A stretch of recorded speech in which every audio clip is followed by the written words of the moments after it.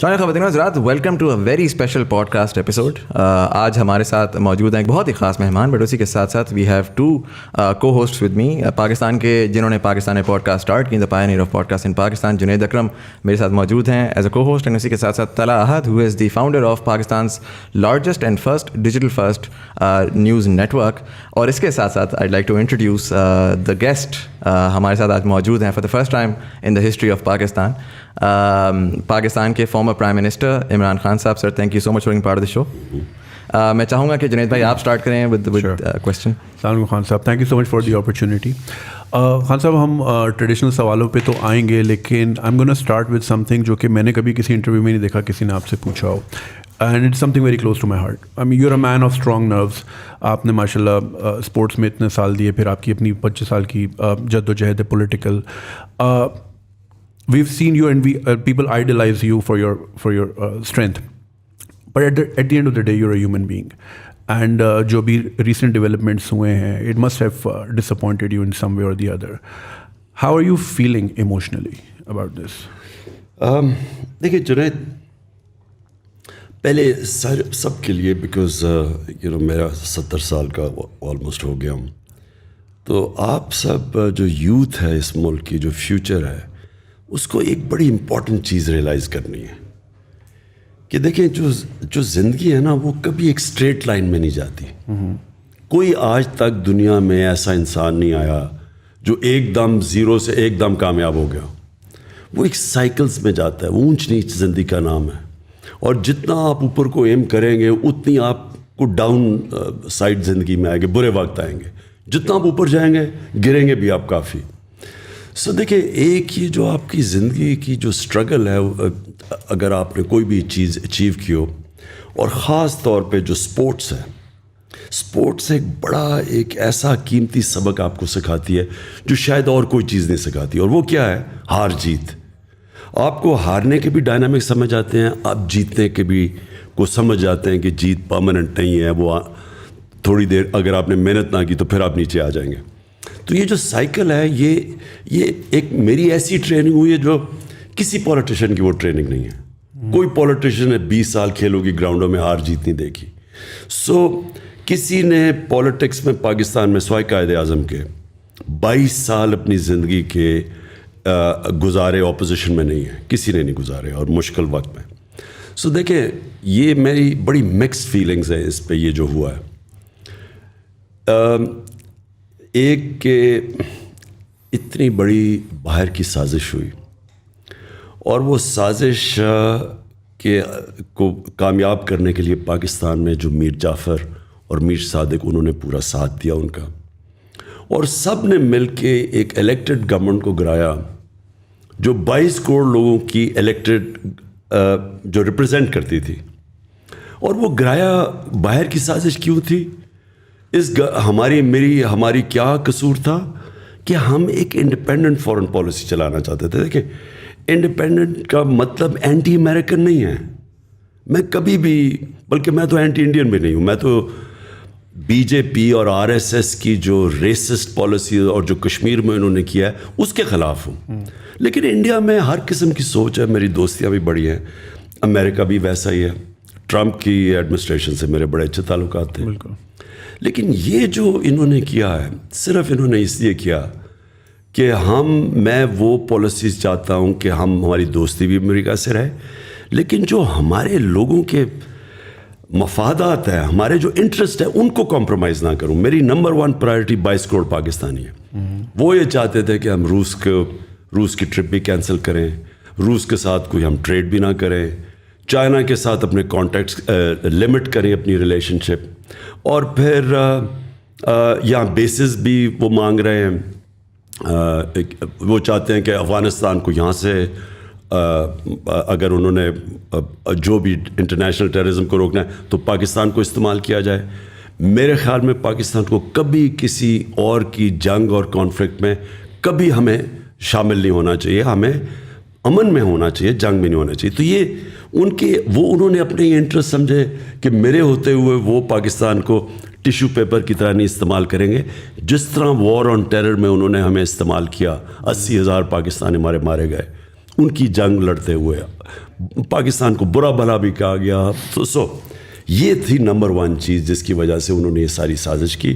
ان کو مل گئے یہاں ریسیپٹیو لوگ, اور ان لوگوں کے اندر وہ تھے جنہوں نے, اور یہ بائی دی وے یہ ماڈل اگر آپ فالو کریں جو انہوں نے پرائم منسٹر مصدق کو ایران میں گرایا تھا, تو وہ ایگزیکٹلی یہی چیزیں تھیں. پہلے انہوں نے پیسے چلائے میڈیا پہ, اس کو برا بھلا کیا, پھر انہوں نے مصدق کی جو پارٹی کے اندر پولیٹیشنز تھے ان کو خریدا, پھر جو اپوزیشن تھی اسے ڈیمونسٹریشنز کروائیں, جس طرح انہوں نے لانگ مارچ وغیرہ کی, وہ وہی ماڈل تھا. اور ایونچولی پھر پہلے سازش ہوئی اور پھر مداخلت کی. لیکن جو مجھے خوشی ہوئی وہ, اب یہ میں نے مکس فیلنگز کہا, میں نے کبھی پاکستانی قوم کو اس طرح اکٹھے ہوتے نہیں دیکھا. جو عموماً یہاں پرائم منسٹر جاتا ہے لوگ مٹھائیاں بانٹتے ہیں, یہ پہلی دفعہ میں نے دیکھا کہ قوم, میں خود بھی نہیں ایکسپیکٹ کر رہا تھا اس طرح نکلے گی جس طرح وہ سڑکوں پہ نکلی. جو جلسے 10 دنوں میں 3 بڑے شہروں کے اندر ریکارڈ جلسے ہوئے اور پبلک خود چل کے آئی. تو ایک طرح مجھے خوشی یہ ہے کہ میں اب دیکھ رہا ہوں کہ ہم ایک قوم بننے جا رہے ہیں. انفارچونیٹلی ابھی تک ہم قوم نہیں بنے, ہم بٹے ہوئے ہیں لوگوں میں, حصوں میں, فرقوں میں, صوبوں میں, لسانیت کے طور پہ کہ جی میں پٹھان ہوں, میں پنجابی ہوں, میں اردو اسپیکنگ وغیرہ. اس کے اندر میں پہلی دفعہ دیکھ رہا ہوں کہ اس ساری قوم کے اندر ایک غصہ آیا, اور ساری قوم نے یہ فیل کیا کہ ایک تو انہوں نے ہمارے ملک میں مداخلت کر کے ایک الیکٹڈ گورنمنٹ گرایا, لیکن سب سے زیادہ لوگوں کو غصہ ہے کہ اس کے کرپٹ ترین لوگ جو 30 سال سے اس ملک میں چوری کر رہے تھے, جن کے اوپر کیسز تھے, 60% لوگ ضمانت پہ ہیں کیبنٹ جن کو انہوں نے مسلط کیا, جو شریف خاندان ہے وہ یا ضمانت پہ ہے یا کنوکٹڈ ہے, ان کو اوپر مسلط کر دیا. تو یہ ڈبل غصہ ہے لوگوں کو کہ ایک تو ان کی باہر سے امریکہ نے جو مداخلت کی, دوسرا یہ چور مسلط کر دیا, اور تیسرا جو پولیٹیکل لوگوں نے اپنے آپ کو بیچا, یعنی 20-25 کروڑوں پہ بیچ کے جنہوں نے جا کے گورنمنٹ گرائی, ابھی تک کوئی عدالت نے ان کے کیس ایکشن نہیں لیا. دیکھیں نا, عدالت نے سو موٹو ایکشن بھی لے لیا, 12 بجے عدالتیں بھی کھول دی, لیکن جن لوگوں نے اپنے آپ کو بیچا ان کے اوپر کوئی ایکشن نہیں لیا جا رہا. تو اس کی وجہ سے میں جو دیکھ رہا ہوں مومنٹم, یہ انپریسیڈنٹڈ ہے پاکستان میں. تو مکس فیلنگز, ایک طرف مایوسی اور دوسری طرف خوشی کہ شاید اس کی وجہ سے ایک وہ پاکستان بن رہا ہے جو قائد اعظم کا پاکستان, جو علامہ اقبال نے سوچا تھا پاکستان کا. So you're seeing this as a blessing in disguise, whatever happened? میں سوچ رہا ہوں کہ یہ جو اب اگلا پاکستان کا فیز آ رہا ہے, اور بائی دا وے اس کے اندر یہ جو چینج آیا ہے, اس کے اندر سوشل میڈیا کا بہت بڑا ہاتھ ہے, کیونکہ انہوں نے میڈیا کو تو کنٹرول کر لیا. آپ نے دیکھا ہمارے زبان میں کہتے ہیں جی میڈیا کے اوپر پابندیاں, اس باری کلیم ڈاؤن کیا میڈیا میں, سوائے 1-2 چینلز کے, اور ان کو ہم سلام کرتے ہیں. انہوں نے میڈیا کے اوپر پورا کنٹرول کیا, لیکن اس کے باوجود سوشل میڈیا کی وجہ سے اتنا شعور ہے, قوم اتنی بیدار ہو چکی ہے کہ آپ نے دیکھا کہ یہ مومنٹم بلڈ. اور جب انشاءاللہ میں یہ اسلام آباد حقیقی آزادی مارچ کی ڈیٹ دوں گا, میری ایک کنٹینشن ہے, میری ایکسپیرئنس ہے 26 سال کا پولیٹکس میں, کہ یہ سب سے زیادہ پاکستان کی تاریخ میں پبلک نکلے گی. So just adding to what Junaid Saab said, how do you feel about JKT and Aleem Khan? شروع میں آپ کے ساتھ بہت کلوزلی انہوں نے سپورٹ کیا ایٹ دیٹ ٹائم جب بالکل پی ٹی آئی ڈیولپ ہو رہی تھی, الیکشنز میں بہت زیادہ آپ کو آنے میں کیا, اور سڈنلی اس موقع کے اوپر they have change the sides, اور ابھی ملاقاتیں بھی ہوئیں. سو وہ ویژولس دیکھ کے وٹ واز یور فیلنگ؟ دیکھیں دونوں کی کنٹریبیوشن بڑی تھی. دونوں آج سے 11 سال پہلے پارٹی کے اندر آئے تھے. پارٹی یاد رکھیں 26 سال سے چل رہی تھی. تو جب پارٹی اٹھی, جب ہمارا مینار پاکستان میں 30 اکتوبر 2011 کو ایک دم ایکسپلوڈ کی پاکستان کی پولیٹکس میں پی ٹی آئی, تو دونوں اس کے بعد جوائن کیا, اور دونوں نے محنت بھی کی. جو مجھے ڈس اپوائنٹمنٹ ہوئی ان کے اوپر وہ یہ کہ انہوں نے محنت کی, لیکن کیا محنت کی اس آئیڈیل کے لیے جس کی وجہ سے میں 26 سال پہلے پولیٹکس میں آیا تھا. میری پاکستان میں ایک وہ آدمی جس کو اللہ سب کچھ دے چکا تھا, میں تو پالیٹکس میں ایک آئیڈیلزم لے کے آیا تھا کہ ہم نے ایک نیا پاکستان بنانا ہے جو ایک فلاحی ریاست بنے گی جدھر رول آف لا ہوگا, قانون کے سامنے سب ایک برابر ہوں گے. کیا ان کے وہی آئیڈیلز تھے؟ اور انفارچونیٹلی میں سمجھتا ہوں کہ ان کا اور مقصد تھا وہ پاور میں آنے کا, وہ ان کا وہ آئیڈیل نہیں تھا جو میرا تھا. میرے خیال میں وہ پاور میں وہ, اور وہ پھر واضح بھی ہو گیا کیونکہ اگر ان کا وہ آئیڈیل ہوتا تو وہ آج ان لوگوں کے ساتھ نہ کھڑے ہوتے جن کو میں 26 سال سے کہہ رہا ہوں کہ ملک کے سب سے بڑے ڈاکو ہیں. میں تو بلکہ چوروں کی وجہ سے تو آیا تھا پالیٹکس میں. میں نے تو پہلے دن سے کرپشن کو مین ایشو اٹھا کے ان دونوں جو فیملیز ہیں جو لوٹ رہی تھیں ملک کو, ان کے خلاف آیا تھا. اگر آج وہ ان کے ساتھ چلے گئے ہیں تو اس کا مطلب کہ ان کا یہ تو آئیڈیل نہیں تھا رول آف لا. انصاف کی تحریک جو تھی, رول آف لا کا مطلب قانون کے سامنے سب ایک برابر. میرے خیال میں وہ بھی جب ان کا یہ نہیں تھا, وہ بھی سمجھتے تھے کہ پاور میں آ کے تو وہ پاور کی پریولیجز انہوں نے استعمال کرنی تھی. دیکھیں پاور میں آ کے پیسہ میری اگر بزنس ہو, میں پاور میں آ کے تو بڑے آرام سے پیسے بنا سکتا ہوں, میں ہر طرح پریویل کر سکتا ہوں. میں اگر میں ریل اسٹیٹ میں ہوں تو میں انلیگل زمین کو پاور میں آ کے لیگل کروا سکتا ہوں, گرین کو گرے کروا کے اربوں روپیہ بنا سکتا ہوں. میرے تو بڑا آسان ہے. آج اگر مثلا ملک ریاض پاور میں آ جائیں تو ملک ریاض تو دنیا کے سب سے امیر آدمی بن سکتے ہیں کیونکہ پاور میں تو آپ کے پاس سب اپرچونیٹیز ہیں. سو بزنس اگر آپ نے کرنی ہے تو آپ علیحدہ رہیں. میری نظر میں اگر پالیٹکس کرنی ہے تو ایک ہائر آئیڈیل کے لیے آئے. میں نہیں ابھی اپنے لیے بنا سکتا تھا. نواز شریف نے جتنی دیر میں نے پرائم منسٹر رہا ہوں, نواز شریف تب تک 18 فیکٹریاں بنا چکا تھا. نیشنلائز بینک سے پیسے لے کے فیکٹریاں بنائی اور پھر وہ قرضے معاف کروا لیے. تو یہ تو چوری ہے, یہ بزنس نہیں ہے. تو میں سمجھتا ہوں کہ جو پاور میں آئے, اور انشاءاللہ اب جس کو میں ٹکٹ دوں گا اپنی پارٹی کے اندر, میں اس سے پہلے پلیج لوں گا کہ اگر آپ کوئی بزنس کرنا چاہتے ہیں پاور میں نہ آئیں. اگر آپ پاور میں آتے ہیں تو یہ نہ سمجھنا کہ میں آپ کی بزنس کو فائدہ کرواؤں گا اللیگلی. تو انفارچونیٹلی جہانگیر کا پھنس گیا ایشو وہ چینی کی, جب قیمتیں اوپر گئیں تو جب شوگر مافیا کے اوپر پہلی دفعہ انکوائری بٹھائی تو ادھر ڈفرینسز آ گئے. علیم خان کا یہ ہے کہ انہوں نے 300 ایکڑ زمین لے لی راوی کے اندر, وہ لیگل کروانا چاہتے تھے, اور راوی کے بیڈ کے اوپر اللیگل ہے زمین. پلس ان کے کیسز نیب میں بھی تھے, ان کے کیسز یہ پینڈوراز پیپر میں بھی ان کا نام آ گیا. تو وہ میرے خیال میں وہ میرے سے ایکسپیکٹ کرتے تھے کہ جب میں, کیونکہ ہم پاور میں ہیں تو ہم وہی چیزیں کریں جو نواز شریف اور یہ زرداری کرتے آئے ہیں کہ پاور میں آ کے سارے غلط کام جائز کروا دیں. تو ڈفرینسز ادھر سے ہوئے ہیں, اور اب وہ جدھر چلے گئے ہیں کلیئرلی یہ ہے کہ ان کے لیے کرپشن کوئی ایشو نہیں ہے. تھوڑا سا میں اس کا اگر زوم ان کروں, ظاہر آپ نے ایک بڑے لیول پہ تو آپ نے کہا کہ like there is a foreign conspiracy, اور ایک یہ کہ باہر کی سازش ہے جس کے اندر جو ہے وہ دوسرے ملک ملوث ہیں. اگر میں لیکن تھوڑا زوم ان کروں پالیٹیشینس کو, چلے آئی انڈرسٹینڈ آپ کی پالیٹکس بھی یہ رہی ہے کہ politicians have been corrupt in Pakistan and it's easily believable as well. But then we saw کہ انسٹیٹیوشنز میں بہت ساری چیزیں ہوئیں. ہم نے دیکھا رات کو عدالت بھی کھلی, ہم نے اور بہت ساری چیزیں دیکھی. ہم ٹویٹر پہ جاتے ہیں تو people are very aggressive towards institutions these days. آپ کا اس کے بارے میں اگر میں تھوڑا سا آپ سے پوچھوں کہ زوم ان کر کے how do you feel about the judiciary and the establishment جو کنونشنل اسٹیٹس کو کنسیڈر ہوتی ہے؟ دیکھیں میں بڑا کانشیس ایک چیز کا ہوں کہ یہ ملک نے جب, اور میرے میں کوئی شک نہیں کہ یہ ملک نے بڑا عظیم ملک بننا ہے. میں آپ یہ کہیں گے کہ 3.5 سال میں میں نے رہ کے کیا ایکسپیرینس کیا, میں نے ریئلائز کیا کہ پاکستان کا جو پوٹینشیل ہے اس کو چھوٹا سا بھی 5% بھی ہم نہیں پہنچ رہے اس کے اوپر, کہ اس میں پوٹینشیل بہت ہے. اللہ نے بڑی, جدھر دیکھیں تو پوٹینشیل ہے اوپر آنے کا, ہر فیلڈ کے اندر پاکستان اوپر آ سکتا ہے. ہمارا پرابلم کیا ہے؟ رول آف لا نہیں ہے. ہمارا پرابلم یہ ہے کہ جو طاقتور ہے وہ اپنے آپ کو قانون کے نیچے نہیں لے کے آتا.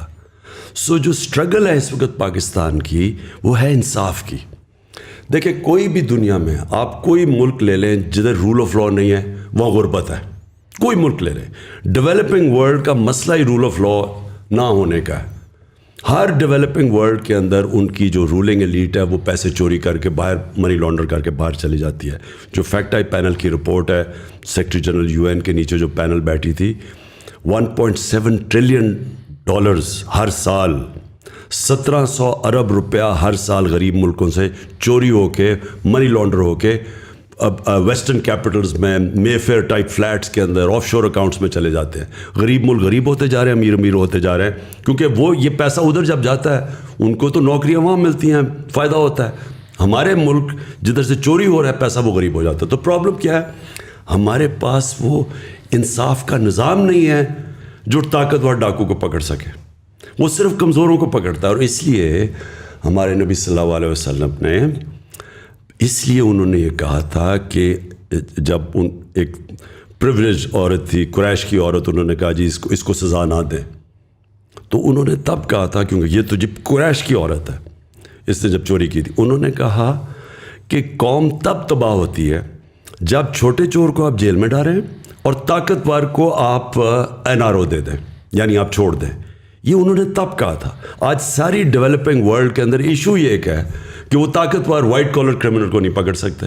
ان کا جو سٹرکچر سارا بن گیا ہے, وہ یا پیسے ہوتے ہیں, پاورفل ہوتے ہیں, بچ جاتے ہیں. ابھی ساؤتھ افریقہ میں انہوں نے ایکس پریزیڈنٹ کو پکڑنے کی کوشش کی, وہاں جناب اس نے لوگ سڑکوں پر لگائے, کوئی 1200 لوگ مر گئے, وہ باہر پھر رہا ہے. تو جرت ان میں مورل اتھارٹی نہیں ہوتی طاقتور کو پکڑنے کی. تو ہمارا ایشو کیا ہے, میں یہ چاہتا ہوں کہ ہمارے جو ادارے ہیں وہ جب تک ان کے اندر یہ چیز نہیں آئے گی, مشنز ان کی, جب تک ان کے اندر یہ جہاد کا جذبہ نہیں آئے گا کہ طاقتور کو جیل میں ڈالیں, ان کو جب پکڑیں. یہ ایشو یہ ہے پاکستان کا. ہمارے جو بڑے انسٹیٹیوشن جو کر سکتے ہیں, میں نے 3.5 سال میں کیا دیکھا. اب ہم کیا کہ عدلیہ آزاد ہے, ہم تو کچھ نہیں کر سکتے تھے. نیب آزاد ہے, نیب ہمارے کنٹرول میں نہیں تھی. تو ہم کیا کرتے تھے, اب یہ شہباز شریف کا اوپن اینڈ شٹ کے ساتھ 16 ارب روپیہ پکڑا گیا ہے اس کے نوکروں کے نام پہ, جو FIA نے پکڑا. ہم وہ اس کو کنوکٹ ہی نہ کروا سکیں. یہ سال پہلے انگلینڈ میں ہوتا, ابھی تک 1.5 سال پہلے یہ جیل میں ہونا تھا. وہ کبھی اس کی کمر میں درد ہے, کبھی وہ بینچ ٹوٹ جاتا تھا, کبھی کچھ. ہمارا جو انصاف کا نظام تھا وہ پکڑتا ہی نہیں تھا اس کو. یہ ساروں کے جو کیس ہیں, ایک میں مزامل کمپلیٹ کر لوں. 95% جو کیسز ہیں نیب کے اندر وہ ہمارے زمانے کے پہلے سے ہیں. اس 3.5 سال میں وہ کنوکٹ نہیں ہو سکے. سو یہ آپ کو کیا چیز سامنے آتی ہے؟ سامنے ہی آتی ہے کہ ہمارے اداروں میں کیپبلٹی نہیں ہے اور ول نہیں ہے پکڑنے کی. اور انفارچونیٹلی ہمارے اداروں کے اندر وہ لوگ بیٹھے ہوئے ہیں جو اس کرپٹ سسٹم سے فائدہ اٹھاتے ہیں. سو ہمیں جو کوشش کرنی چاہیے, دیکھیں کوشش جو کرنی چاہیے کہ ان اداروں کے اندر پبلک کا پریشر آئے. دیکھیں عوام کا, میں صرف ایک پریشر ہے, آج عوام کا پریشر پڑا ہوا ہے. عوام کا پریشر آنا چاہیے ان اداروں کے اوپر کہ آپ نے جو کرمنلز ہمارے اوپر بٹھا دیے ہیں, یہ آپ کی ذمہ داری ہے, اب ان کو پکڑیں. ہم نے شہری تو نہیں پکڑ سکتے نا ان کو. اور سب کو پتہ ہے یہ 30 سال سے چوری کر رہے ہیں پیسہ. میں 26 سال کے ان کے خلاف جہاد کر رہا ہوں, لیکن میں تو نہیں پکڑ سکتا نا. پکڑنا تو عدلیہ نے ہے, نیب نے پکڑنا ہے. ہم نے تو اپنا کام کر دیا تھا FIA میں. اب ان کو ساروں کو NRO 2 مل گیا. پہلے مشرف نے NRO 1 دیا, اب یہ NRO 2 مل گیا ان سب کو. ڈو یو تھنک کہ دیکھیں یہ تو چلیں آئی انڈرسٹینڈ, آپ نے کہا کہ ایک مورل وہ ہوتی ہے, اپنے اندر ایک سوچ ہوتی ہے جس کے تھرو یہ کریں گے. کیا ہم سوچ کے اوپر ریلائی کریں گے؟ Do you think there is a systematic change جو کہ پوٹینشلی آپ لے کر آ سکتے ہیں, جس میں جوڈیشل ریفارمس کی بات ہے یا اگین اسٹرکچرل چینج کی بات ہے, جس کے تحت مطلب کیا آپ ایسا کر سکتے ہیں؟ میں کہتا ہوں فار ایگزامپل پبلک سپورٹ بھی آ جاتی ہے. پبلک سپورٹ اسی طریقے سے آئے گی کہ مے بی ایک ارلی الیکشن کی کال ہو جاتی ہے, اس میں آپ پاور میں بھی آ جاتے ہیں. ازیوم کرتا ہوں کہ آپ پاور میں آ جاتے ہیں. What differently can you do اگر تو آخر میں انصاف کا یہی نظام ہے اور آپ کے پاس کوئی مینڈیٹ ہی نہیں ہے؟ دیکھیں جب آپ پاور میں آتے ہیں نا اچھی میجورٹی سے, آپ قانون چینج کر سکتے ہیں. آپ قانون وہ بدل سکتے ہیں. ہر جو قانون رکاوٹ بنے ہوئے ہیں ان کو جو بچاتے ہیں. جو میں نے سیکھا 3.5 سال میں, میں کنونسڈ ہوں کہ اگر صحیح معنی میں میجورٹی نہیں ملے گی, میں پاور میں آنا ہی نہیں چاہتا. کیونکہ اس کا مطلب اس باری ہاتھ بندھے ہوئے تھے, ہر جگہ ہم جکڑے پھنس جاتے تھے. ہمارا ادھر سے قانون ہم لے کے آتا, وہ سینٹ میں پھنس جاتا تھا جا کے. اچھا وہاں آتا تھا ہم وہ قانون ہی نہیں بدل سکتے تھے ان کو. اب ہم کرمنل لا ریفارمز ہم لے کے آئے کہ جلدی سسٹم ہو, لیکن وہ ہمارے پاس طاقت نہیں تھی کہ ہم ان کو انفورس کر سکتے. ہم نے سول پروسیجر کوڈ کی کہ 1 سال سے زیادہ زمین کا کیس نہیں چل سکتا, سارے سول 1 سال میں فیصلہ ہوں گے, لیکن وہ ہر جگہ کے اسٹے آرڈر مل جاتا تھا. ریگولیٹرز, میں آپ کو مثال دیتا ہوں کتنی فرسٹریٹنگ تھی. اب ریگولیٹرز ہیں, ریگولیٹر کا مطلب اب یہ مثلا شوگر مافیا ہے, سیمنٹ کے اندر کارٹلز بنے ہوئے ہیں, بڑے بڑے کارٹلز بنے ہوئے ہیں, آئل مارکیٹنگ کمپنیز کے کارٹل ہیں, اور ان کو پروٹیکٹ کون کرتا ہے عوام کو ان کارٹل سے؟ Competition commission. کمپٹیشن کمیشن کا یہ حال تھا کہ 11 سالوں سے ان کے اندر اسٹے آرڈرز پھنسے ہوئے تھے. یعنی جو یہ بڑے کارٹلز تھے انہوں نے اسی کے ہاتھ باندھ دیے تھے کمپٹیشن کمیشن کے, تو وہ جا کے اسٹے آرڈر لے لیتے تھے. 800 اسٹے آرڈرز ہیں, 8 ہم نے ٹاپ ریگولیٹرز کے جن کا کام ہے عوام کی انٹرسٹ کو پروٹیکٹ کرنا. 8 ریگولیٹرز کے اوپر 800 اسٹے آرڈرز تھے, 250 ارب روپیہ پھنسا ہوا تھا ادھر, وہ فیصلے نہیں ہوتے تھے. تو یہ شوگر مافیا کے ہم نے جب انکوائری کی ان کے اوپر, وہ سارے جا کے انہوں نے وہ پھنسے ہوئے ہیں, وہ عدالتوں میں کیس چل رہے ہیں. سو ہمیں جب تک آپ کے پاس پاور نہ ہو, آتے ساتھ ہی لیجسلیشن کریں, ٹائم لمٹ کریں, ان کو فورس کریں. اور پاور سے جب آپ کو یہ فکر نہیں ہوتی کہ آپ کی گورنمنٹ کو کوئی ٹاپل کر دے گا, جب پاور سے آتے ہیں تب آپ یہ ساری چیزیں کر سکتے ہیں. سو اس لیے میں نے یہ آپ کو کہا کہ انشاءاللہ اگر باری ملی تو پاور سے ملے تاکہ ہم یہ ساری چیزیں بڑے بڑے کارٹلز مافیاز کو ٹیک آن کر سکیں. اچھا خان صاحب, آپ نے obviously you have an I for talent. آپ کو پتہ ہے وسیم اکرم کو کب اوور دینا ہے, 1 ڈاؤن پہ کس کو بھیجنا ہے. سو آپ کے اندر ایک ہی چیز ہے, اوبویسلی وہ لیپس ہوا جب اب JKT صاحب اور علیم خان صاحب, آپ کے پاس ٹائم بھی کافی تھا to scrutinise, but obviously human error is available, ہو جاتا ہے. اگر ابھی آپ ارلی الیکشن میں جاتے ہیں, so do you think you have enough time 3 مہینے میں کہ آپ اس طرح کے سچے اور کھرے لوگ بھی ڈھونڈ پائیں اور آپ کو پھر الیکٹیبلس کی طرف نہ جانا پڑے, کیونکہ پھر اس کے بعد آپ دوبارہ پھر ویسے ہی بلیک میل ہوں گے جس طرح ابھی اس بار ہوا. تو ڈو یو تھنک 3 مہینے کا time is enough to find those candidates اور پھر ان سے پلیج لینا یا ان کی اسکروٹنائز کرنا؟ دیکھیں, جو میں پھر سے کہتا ہوں, جو 3.5 سال آئی میری زندگی کا سب سے مشکل سال تھے, لیکن ان میں سب سے زیادہ میں نے زندگی میں سیکھا گورنمنٹ کی ورکنگ کیا ہے, بیوروکریسی میں پازیٹیو نیگیٹیوز کیا ہیں, کیا ہمارا جو سب سے بڑا پرابلم ہے کہ کی منسٹریز کے اندر ہمارے پاس ایکسپرٹس نہیں ہیں, اور ایکسپرٹس جب تک آپ پہلے نہ لے کے آئے ہیں, جو سسٹم ایسا بنا ہوا ہے, ہم نے جب کوشش بھی کی کہ ایکسپرٹس لانے کی, وہ ایک پورا مافیا بیٹھا ہوا تھا اندر کی منسٹریز میں جو ان کو اندر ہی نہیں گھسنے دیتا تھا, وہ چھوڑ کے چلے جاتے تھے. پھر نیب کے پرابلمز ہو گئے, نیب کے اندر کئی انہوں نے ایسے کیسز کیا کہ وہ جو باہر سے اب جب اسپیشلسٹ لانا چاہتے تھے وہ ڈر کے ہی نہیں آتے تھے, کیونکہ نیب کے کیسز وہ بھی عجیب, وہ بھی ایک اور پرابلم تھا. یہ ساری چیزوں کی ہم نے اب دیکھا, تو ہمیں باہر سے کئی ایریاز میں کی منسٹریز میں ایکسپرٹس ابھی سے ہی ہم وہ ان کو ڈھونڈ رہے ہیں کہ ہم جب آئیں تو ہمارے پاس ایکسپرٹس ہوں. ہمارے پاس وہ ایکسپرٹیز نہیں ہے. IT جو ہے اب یہ کتنی بڑی چیز ہے, یہ اس کے اندر یعنی ہندوستان کی 140 ارب کی ایکسپورٹس ہیں, اور انہوں نے 1 ارب سے شروع ہوئے تھے 20 سال پہلے, آج 140 ہے.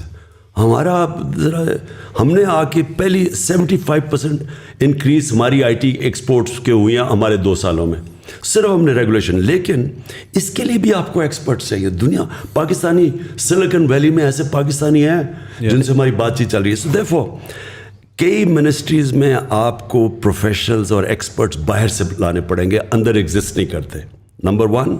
نمبر 2, اپنے اندر وہ لوگوں کو ہم ابھی سے سوچ رہے ہیں ٹکٹ, جو لوگوں کی کمٹمنٹ ہی نہیں ہے, صرف پاور میں آتا ہی صرف ذاتی مفادات کے لیے ہیں, ان کو تو ہم صفایا کریں گے. اب تو چاہے ہار بھی جائیں الیکشن, ان کو تو ہم نے ٹکٹس نہیں دینے. ٹکٹس دیں گے وہ لوگ جو کہ کمیٹڈ ہیں, جن کی کوئی آئیڈیلزم ہے, کم از کم کور ہمارے پاس ہو جو آئیڈیلسٹک ہے. وہ ہم نے ابھی بھی فیصلہ کیا کہ ہم نے ٹکٹس ان لوگوں کو دینے. اور سب سے بڑی بات یہ دیکھیں, جب آپ کے پاس, اور جو ہم نے چیزیں سیکھ لی ہیں پارلیمنٹری ڈیموکریسی میں, اگر آپ کے پاس میجورٹی نہیں ہے, صحیح میجورٹی, اور آپ آرام سے پارلیمنٹ کو نہیں چلا سکتے اور گورن نہیں کر سکتے, آپ کبھی بھی ریفارمز نہیں کر سکتے. جو ہمارے پاس ایک کولیشن گورنمنٹ اور تھوڑی سی اکثریت سے تھی, اس کا سب سے بڑا پرابلم یہ تھا کہ ہم ہر وقت ونربل تھے کہ گورنمنٹ چلے گی یا نہیں. ہر بجٹ کے اوپر ہمیں مصیبت پڑ جاتی تھی کہ جی نمبر پورے ہوں گے یا نہیں ہوں گے. ہمارا سسٹم ایسا بنا ہوا ہے سینٹ کے الیکشنز کا کہ وہاں پیسے چلتے ہیں. ہاں, یہ جو الیکشن کمیشن بیٹھا ہوا ہے, سپریم کورٹ میں ہم گئے, اس نے موقع دیا سپریم کورٹ نے کہ سینٹ کے ووٹ کو ویریفائبل کر دو تاکہ یہ پیسہ نہ چلے. پتہ تو چلے کہ ووٹ, کیونکہ سیکرٹ بیلٹ ہے, اس میں بک جاتے ہیں لوگ, وہ الیکشن کمیشن ریجیکٹ کر دیا. یوسف رضا گیلانی کا بیٹا پیسے دیتے ہوئے پکڑا گیا, اس نے اس کو چھوڑ دیا. تو ہمارا جو سسٹم بن چکا ہے نا, وہ سسٹم ہی کا انکریج کرتا ہے کرپشن. یہ سب چیز ختم ہوگی جب آپ کے پاس اکثریت ہو, بھاری اکثریت ہو. خان صاحب, دوسرا آپ کو کیا لگتا ہے کہ اسٹیبلشمنٹ کے ساتھ واٹ وینٹ رانگ؟ مطلب پورا بیانیہ جو پچھلے 3-4 سال میں ہم لوگ سن رہے تھے کہ پہلی دفعہ فوج اور حکومت ایک پیج کے اوپر ہے, اور پچھلے 3-4 مہینے تک بھی یہی والی چیز تھی. سو اچانک آپ کے خیال سے کوئی ایسا ایونٹ ہوا ہے جس کی وجہ سے چیزیں فلپ ہوئی ہیں؟ آپ کو پرسنلی کیا لگتا ہے؟ دیکھیں, ایک چیز کہا جاتا ہے کہ جی وہ جنرل فیض کے اوپر سارا کچھ کوئی بدمزگی ہوئی ہے. میں پہلے کلیئر کر دوں, یہ اور وہ سارا کہ جی آرمی چیف بنانا چاہتا ہے عمران خان جنرل فیض کو, یہ ادھر سے شروع ہوا. دیکھیں, یہ جو آرمی چیف نواز شریف اپنا بنانا چاہتا تھا اور اس نے بنائے بھی, اور پھر آپ کو سب کو پتہ ہے کہ کیا ہوا, اس نے آرمی چیف سیک بھی کیا, اس نے پھر وہ جنرل مشرف کا, وہ جنرل ضیاء کا, اس نے اس کو اپوائنٹ کر دیا, پھر وہ کو ہو گیا. یعنی یہ جنرل پہلے نواز شریف کا مسئلہ کیا تھا, کیوں وہ سارا وقت اس کی آرمی چیف سے لڑائی رہتی تھی؟ کیونکہ وہ آرمی کو کنٹرول کرنا چاہتا تھا, وہ آرمی کو پنجاب پولیس بنانا چاہتا تھا. وہ کیوں بنانا چاہتا تھا؟ کیونکہ اس نے سارے پاکستان کے اداروں کو کنٹرول کر لیا تھا. سارے پاکستان کے جو ادارے جو اس کو چیک کر سکتے تھے, FBI تھی, نیب تھی, یہ سب اس کے کنٹرول میں تھے. عدلیہ کو بھی وہ کنٹرول کر کے بیٹھا ہوا تھا. جب ایک چیف جسٹس اس کے کنٹرول میں نہیں تھا تو ڈنڈوں سے اس نے سپریم کورٹ کے اوپر حملہ کیا تھا, جسٹس سجاد علی شاہ کے, اور پھر پیسے دیتا تھا ججز کو. جو کوئٹہ بینچ کو پیسہ چلا, وہ سارا جسٹس سجاد علی شاہ نے اپنی کتاب میں لکھا ہوا ہے کہ کیسے وہ جا کے رفیق تارڑ اور شہباز شریف نے جا کے جج خریدے کوئٹہ کے اندر. یہ سارا تاریخ کا حصہ ہے. اس کا پرابلم کیا ہوتا تھا کہ فوج ایک ادارہ تھا جس کو وہ کنٹرول نہیں کر سکتا تھا, تو اس کی کوشش ہوتی تھی اپنا آرمی چیف بٹھانے کی, کیونکہ اس کا ڈر یہ ہوتا تھا کہ وہ ایک کمپلیٹ پاور چاہتا تھا. اور دوسرا, وہ جو چوری کر رہا تھا پاکستان کا پیسہ, منی لانڈر کر کے باہر بھیجتا تھا, وہ فوج کو پہلے پتہ چل جاتا تھا, کیونکہ ISI کے پاس ساری رپورٹ آ جاتی تھی. تو اس سے وہ ونریبل فیل کرتا تھا, اس لیے کنٹرول کرتا تھا. میرا کبھی نہ فوج سے کوئی ایشو ہوا ہے, کیونکہ میں نے نہ کبھی مداخلت کی ہے, نہ میں نے کبھی سوچا کہ میں کبھی اپنا آرمی چیف لے کے آؤں. یہ میرا ہمیشہ فوج کا کہ میں یہ سمجھتا تھا کہ فوج کے ادارے کو مضبوط ہونا چاہیے. میں چاہتا تھا کہ پولیس کا ادارہ مضبوط ہو, میں جوڈیشری کے ادارے کو مضبوط چاہتا ہوں. میں نے کبھی جوڈیشری میں کوئی مداخلت نہیں کی. میں نے پولیس سے کبھی کسی پولیس جتنے بھی IGs آئے ہیں پنجاب کے, KP کے, ہمارے نیچے, کسی سے پوچھیں, ایک کو میں نے نہیں کہا انتقامی کارروائی کرو, جھوٹے پیپرز بناؤ. سندھ کے اندر سب کے اوپر جھوٹی FIRs ہے. ابھی انہوں نے ہمارے اوپر جھوٹی FIR پھر بنا دی ہے, پہلے انہوں نے بنائی تھی. مجھے ایک آدمی بتائیں جس کے اوپر ہم نے کوئی جھوٹی FIR اپنے زمانے, کیونکہ جب آپ پولیس سے غلط کام کرواتے ہیں وہ اپنے بھی کرتی ہے. بیوروکریسی کے کبھی کوئی مجھے کہے کہ میں نے بیوروکریٹ کو کہا کہ تم غلط کام کرو, کیونکہ ملک چلتے ہیں مضبوط اداروں پہ. لہٰذا میرے کبھی بھی خیال نہیں تھا کہ میں فوج کے اندر انٹرفیئر کروں. میرا صرف ایک ایشو تھا, مجھے یہ پتہ چل گیا تھا ایک کہ یہ افغانستان کے اندر, میں پچھلی گرمیوں کی بات کر رہا ہوں, کہ افغانستان میں پاسبلٹی سول وار کی. مجھے ڈر یہ لگا ہوا تھا کہ اگر, کیونکہ افغان اور طالبان کی جب امریکن جائیں گے وہاں سول وار ہوگی, اس کا فال آؤٹ آنا تھا پاکستان کے اوپر. فال آؤٹ پھر بھی آیا, ہمارے کئی فوجی پتہ نہیں کتنے شہید ہوئے ہیں جب سے جو آزاد ہوا افغانستان. تو میں چاہتا تھا کہ اس وقت جو ہمارے ISI کا چیف تھا وہ 5 سال سے تھا, میں چاہتا تھا کہ یہ سردیوں میں جو سب سے ہمارا مشکل ٹائم ہے اس کو ہونا چاہیے. سیکنڈلی مجھے پتہ چل گیا تھا یہ پوری انٹریگ کر رہے ہیں نون لیگ والے, اور یہ ان کی پوری کوشش تھی یہ ساری سردیوں میں یہ جو انہوں نے کیا ہے. یہ پچھلی مجھے جولائی سے پتہ چلنا شروع ہو گیا تھا کہ انہوں نے پورا پلان بنایا ہوا گورنمنٹ کرانے کا. تو میں نہیں چاہتا تھا کہ ہمارا جو انٹیلیجنس چیف چینج ہو جب تک یہ سردیاں نہ نکلے. میں نے تو اپنی کیبنٹ میں تو یہ اوپنلی کہا تھا, یہ چھپی بات نہیں ہے, میں اوپنلی یہ کہہ رہا تھا کہ جب مشکل وقت ہے تو آپ اپنا مین جو آپ کا انٹیلیجنس چیف ہے اس کو چینج نہیں کرتے, کیونکہ اسی وہ آئیز اور ایئرز ہے گورنمنٹ کی. تو یہاں یہ چلا گیا, یہ تاثر یہ دیا جا رہا ہے کہ میں وہ اس لیے اسے رکھ رہا تھا, میں جنرل فیض کو آرمی چیف بنانا چاہتا تھا. میں نے آج تک, مجھے یہ قوم جانتی ہے 40 سال سے, جب میں کرکٹ کیپٹن تھا, کرکٹ کیپٹن سے پہلے بھی جانتے. آج اگر کوئی مجھے یہ کہہ دے کہ عمران خان نے کبھی میرٹ کے خلاف کچھ کیا, میں 10 سال کرکٹ کیپٹن تھا, سب کو پتہ ہے کہ میرے زمانے میں کبھی میرٹ وائلیٹ نہیں ہوئی. میں نے شوکت خانم بنایا, آج پاکستان کی پریمیئر انسٹیٹیوشن ان ٹرمز کے انٹرنیشنلی ریکگنائزڈ ہے. جوائنٹ کمیشن انٹرنیشنل دونوں ہاسپٹلس کو انہوں نے سرٹیفائی کیا ہوا ہے, وچ مینس 4 پاکستان میں ہاسپٹل جن کو انٹرنیشنل سرٹیفکیشن ہے. آج مجھے بتایا کہ کبھی شوکت خانم کے اندر سوائے میرٹ کے کچھ میں نے کیا ہو. نمل یونیورسٹی میں نے بنائی, اس کے اندر سارا میرٹ ہے, کوئی میرے رشتہ دار ان کو نہیں لے کے آیا, میرٹ پہ جو آتا ہے. میں نے کبھی, میں یہ سوچ بھی نہیں سکتا کہ آرمی چیف کے اوپر سوائے میرٹ کے میں کوئی اور فیصلہ کروں. میرا تو کوئی انٹرسٹ ہی نہیں ہے, مجھے تو کوئی اپنی کرپشن نہیں چھپانی, مجھے تو کسی سے کوئی خوف نہیں ہے. میں تو چاہوں گا کہ میری فوج کا ادارہ مضبوط ہو. تو یہ پھر پھیلایا گیا کہ عمران خان اپنا آرمی چیف لانا چاہتا ہے اور جنرل فیاض, یہ بعد میں ساری چیزیں کہیں گئی ہیں, میرے ذہن میں یہ کبھی نہیں تھا. لیکن آپ کو لگتا ہے کہ اس کے علاوہ بھی کوئی بات ہوئی ہے جو ابھی تک پبلکلی نہیں آئی؟ مطلب بہت سے لوگ کہتے ہیں کہ جی پی ٹی آئی گورنمنٹ جو تھی وہ فارن پالیسی کنٹرول کر رہی تھی, وہ یہاں سے نہیں ہونی چاہیے, وہ وہاں سے ہونی چاہیے. دیکھیں, میں نے تو جب سے آج سے چھوڑے 26 سال پہلے جب میں پولیٹکس شروع کی ہے, تو میں نے تو کبھی اپنی جو میری اسٹیٹڈ ایم تھا فارن پالیسی کا, اس سے کبھی میں پیچھے نہیں ہٹا. میرا ہمیشہ یہ تھا کہ پاکستان ایک خوددار قوم ہے, لا الہ الا اللہ کا اس کا نعرہ ہے, یہ کبھی اس کو کسی قوم کے سامنے جھکنا اور غلامی نہیں کرنی چاہیے. آپ میرے 26 سال پہلے ساری اسٹیٹمنٹس پڑھ لیں. میں نے 26 سال پہلے کہا تھا کہ میں نہ کبھی کسی کے سامنے جھکا ہوں, نہ کبھی قوم کو جھکنے. 26 سال سے میں ایک ہی چیز کہہ رہا تھا. میں نے وار آن ٹیرر کو سارا وقت اپوز کیا, کیونکہ ہم کسی کی جنگ لڑ رہے تھے. میں اکیلا آدمی تھا جو ساری جگہ اس کے خلاف. امریکہ میں جا کے میں نے کہا, ایشین سوسائٹی میں جو امریکہ کیا, اس کے اندر تھنک ٹینکس میں نے جا کے ایک ہی بات کی کہ یہ پاکستان کی جنگ نہیں تھی, ہم نے اپنی قربانی دی ہے. ہمیں امریکہ کی جنگ کے اندر ہم نے اپنے ملک کو قربان کیا ہے, لوگوں کو 80,000 اپنے لوگ قربان کیے. ملک کے کوئی نہیں بات کرتا قبائلی علاقہ کے لوگوں سے کیا گزرا ہے, سارا قبائلی علاقہ ہم نے ڈیوسٹیٹ کیا.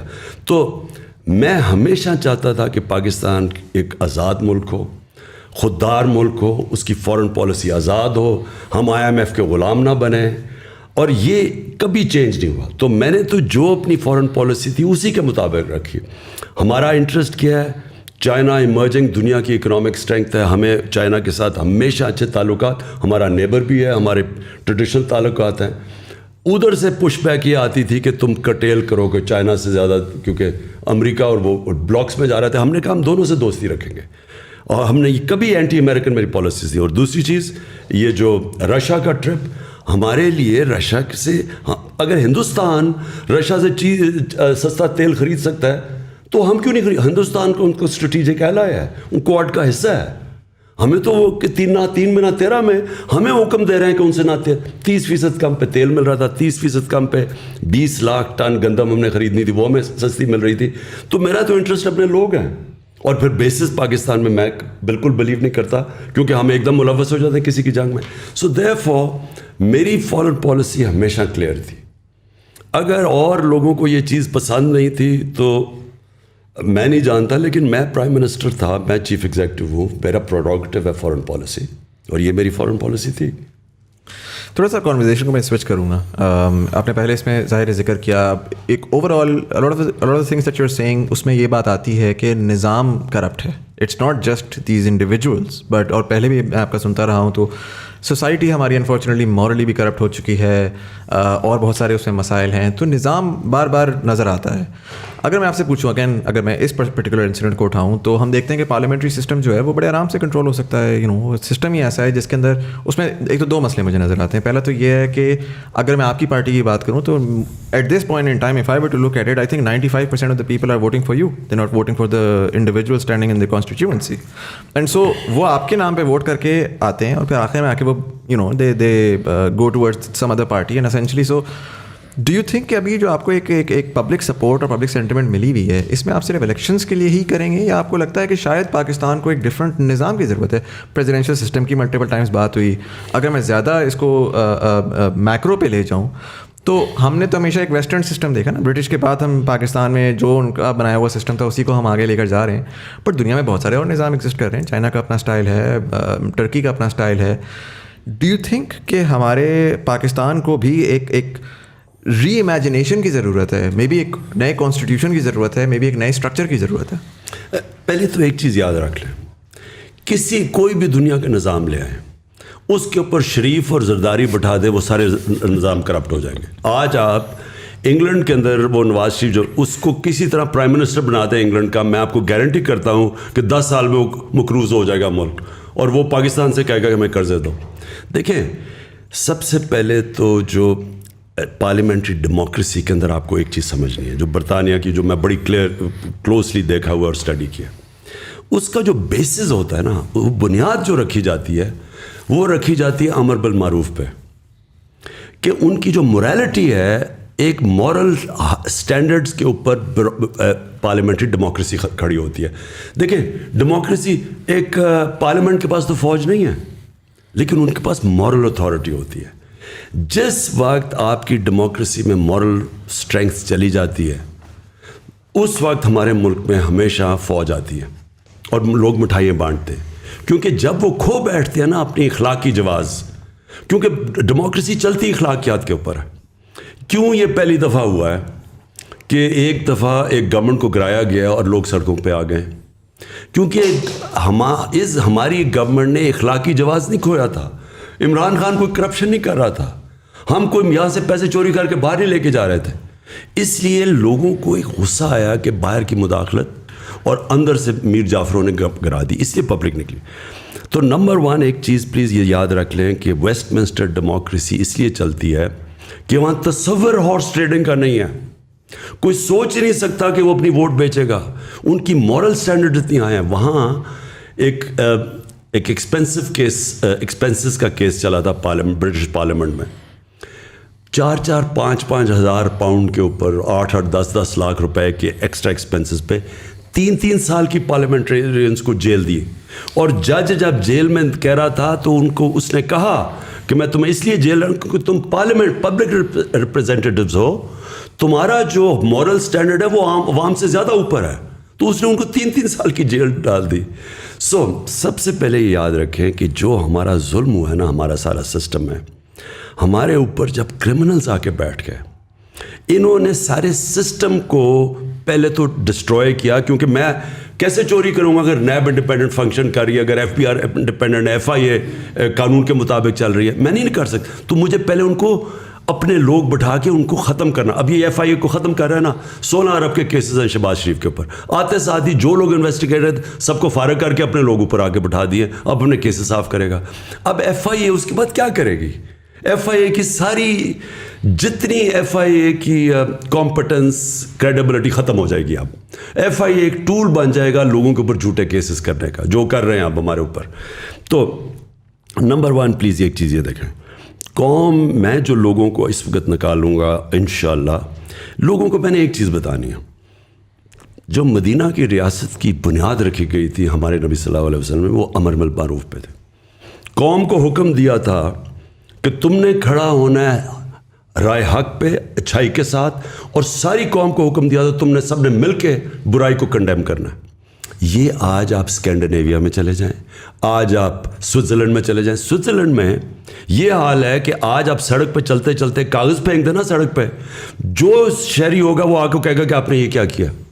شہری آپ کے اوپر کہیں گے کہ آپ نے غلط کام کیا ہے. یہ امر بالمعروف تھا. یہ مدینہ کی ریاست اس پہ کھڑی ہوئی تھی. ہمارے ادارے کہتے ہیں کہ جناب ہم نیوٹرل ہیں. نیوٹرل کی اللہ نے اجازت ہی نہیں دی کسی کو. آپ یا حق کے ساتھ کھڑے ہیں یا باطل کے ساتھ کھڑے ہیں, آپ نیوٹرل نہیں ہو سکتے. تو یہ کہنا, آپ دیکھ رہے ہیں بڑے بڑے ڈاکو آ کے اوپر بیٹھ گئے ہیں اور کہ جی میں تو نیوٹرل ہوں. نیوٹرل انسان کو اللہ نے اجازت نہیں دی.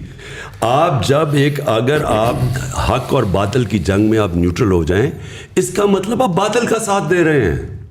اس پہ اگر میں جو پرٹیکولرلی لاسٹ بات ہے آپ کی, کہ اگر آپ ادارے نیوٹرل ہیں, نظام کرپٹ ہے, اوپر آ کے یہ دوسری ایک گورنمنٹ ہے, آپ کہہ رہے ہیں کہ وہ آ کے اپنے بندے بیٹھا رہے ہیں, ECP کے چیئرمین آپ کہہ رہے ہیں کہ جی اینٹائی پی ٹی آئی ہیں. یعنی ای سی پی کا جو الیکشن کمیشن کا جو چیئرمین ہے, یہ اس سے زیادہ بائسڈ آدمی آیا ہی نہیں ہے پاکستان میں. اس نے سب سے بڑی بات میں آپ کو بتاؤں, جب عدالت کے اندر انہوں نے اس نے جا کے اسٹیٹمنٹ دی 7 مہینے سے پہلے میں الیکشن نہیں کروا سکتا, عدالت کو اس دن اس کو فارغ کر دینا چاہیے تھا. کانسٹیٹیوشن کے اندر لکھا ہوا ہے کہ 3 مہینے میں الیکشن کمیشن نے الیکشن کروانے کی تیاری رکھنی چاہیے. 90 ڈیز سے زیادہ اگر گورنمنٹ آج جاتی ہے تو 90 ڈیز میں آپ کو الیکشن کروانا ہے. یہ کس منہ سے کہہ رہا تھا مجھے 7 مہینے دو؟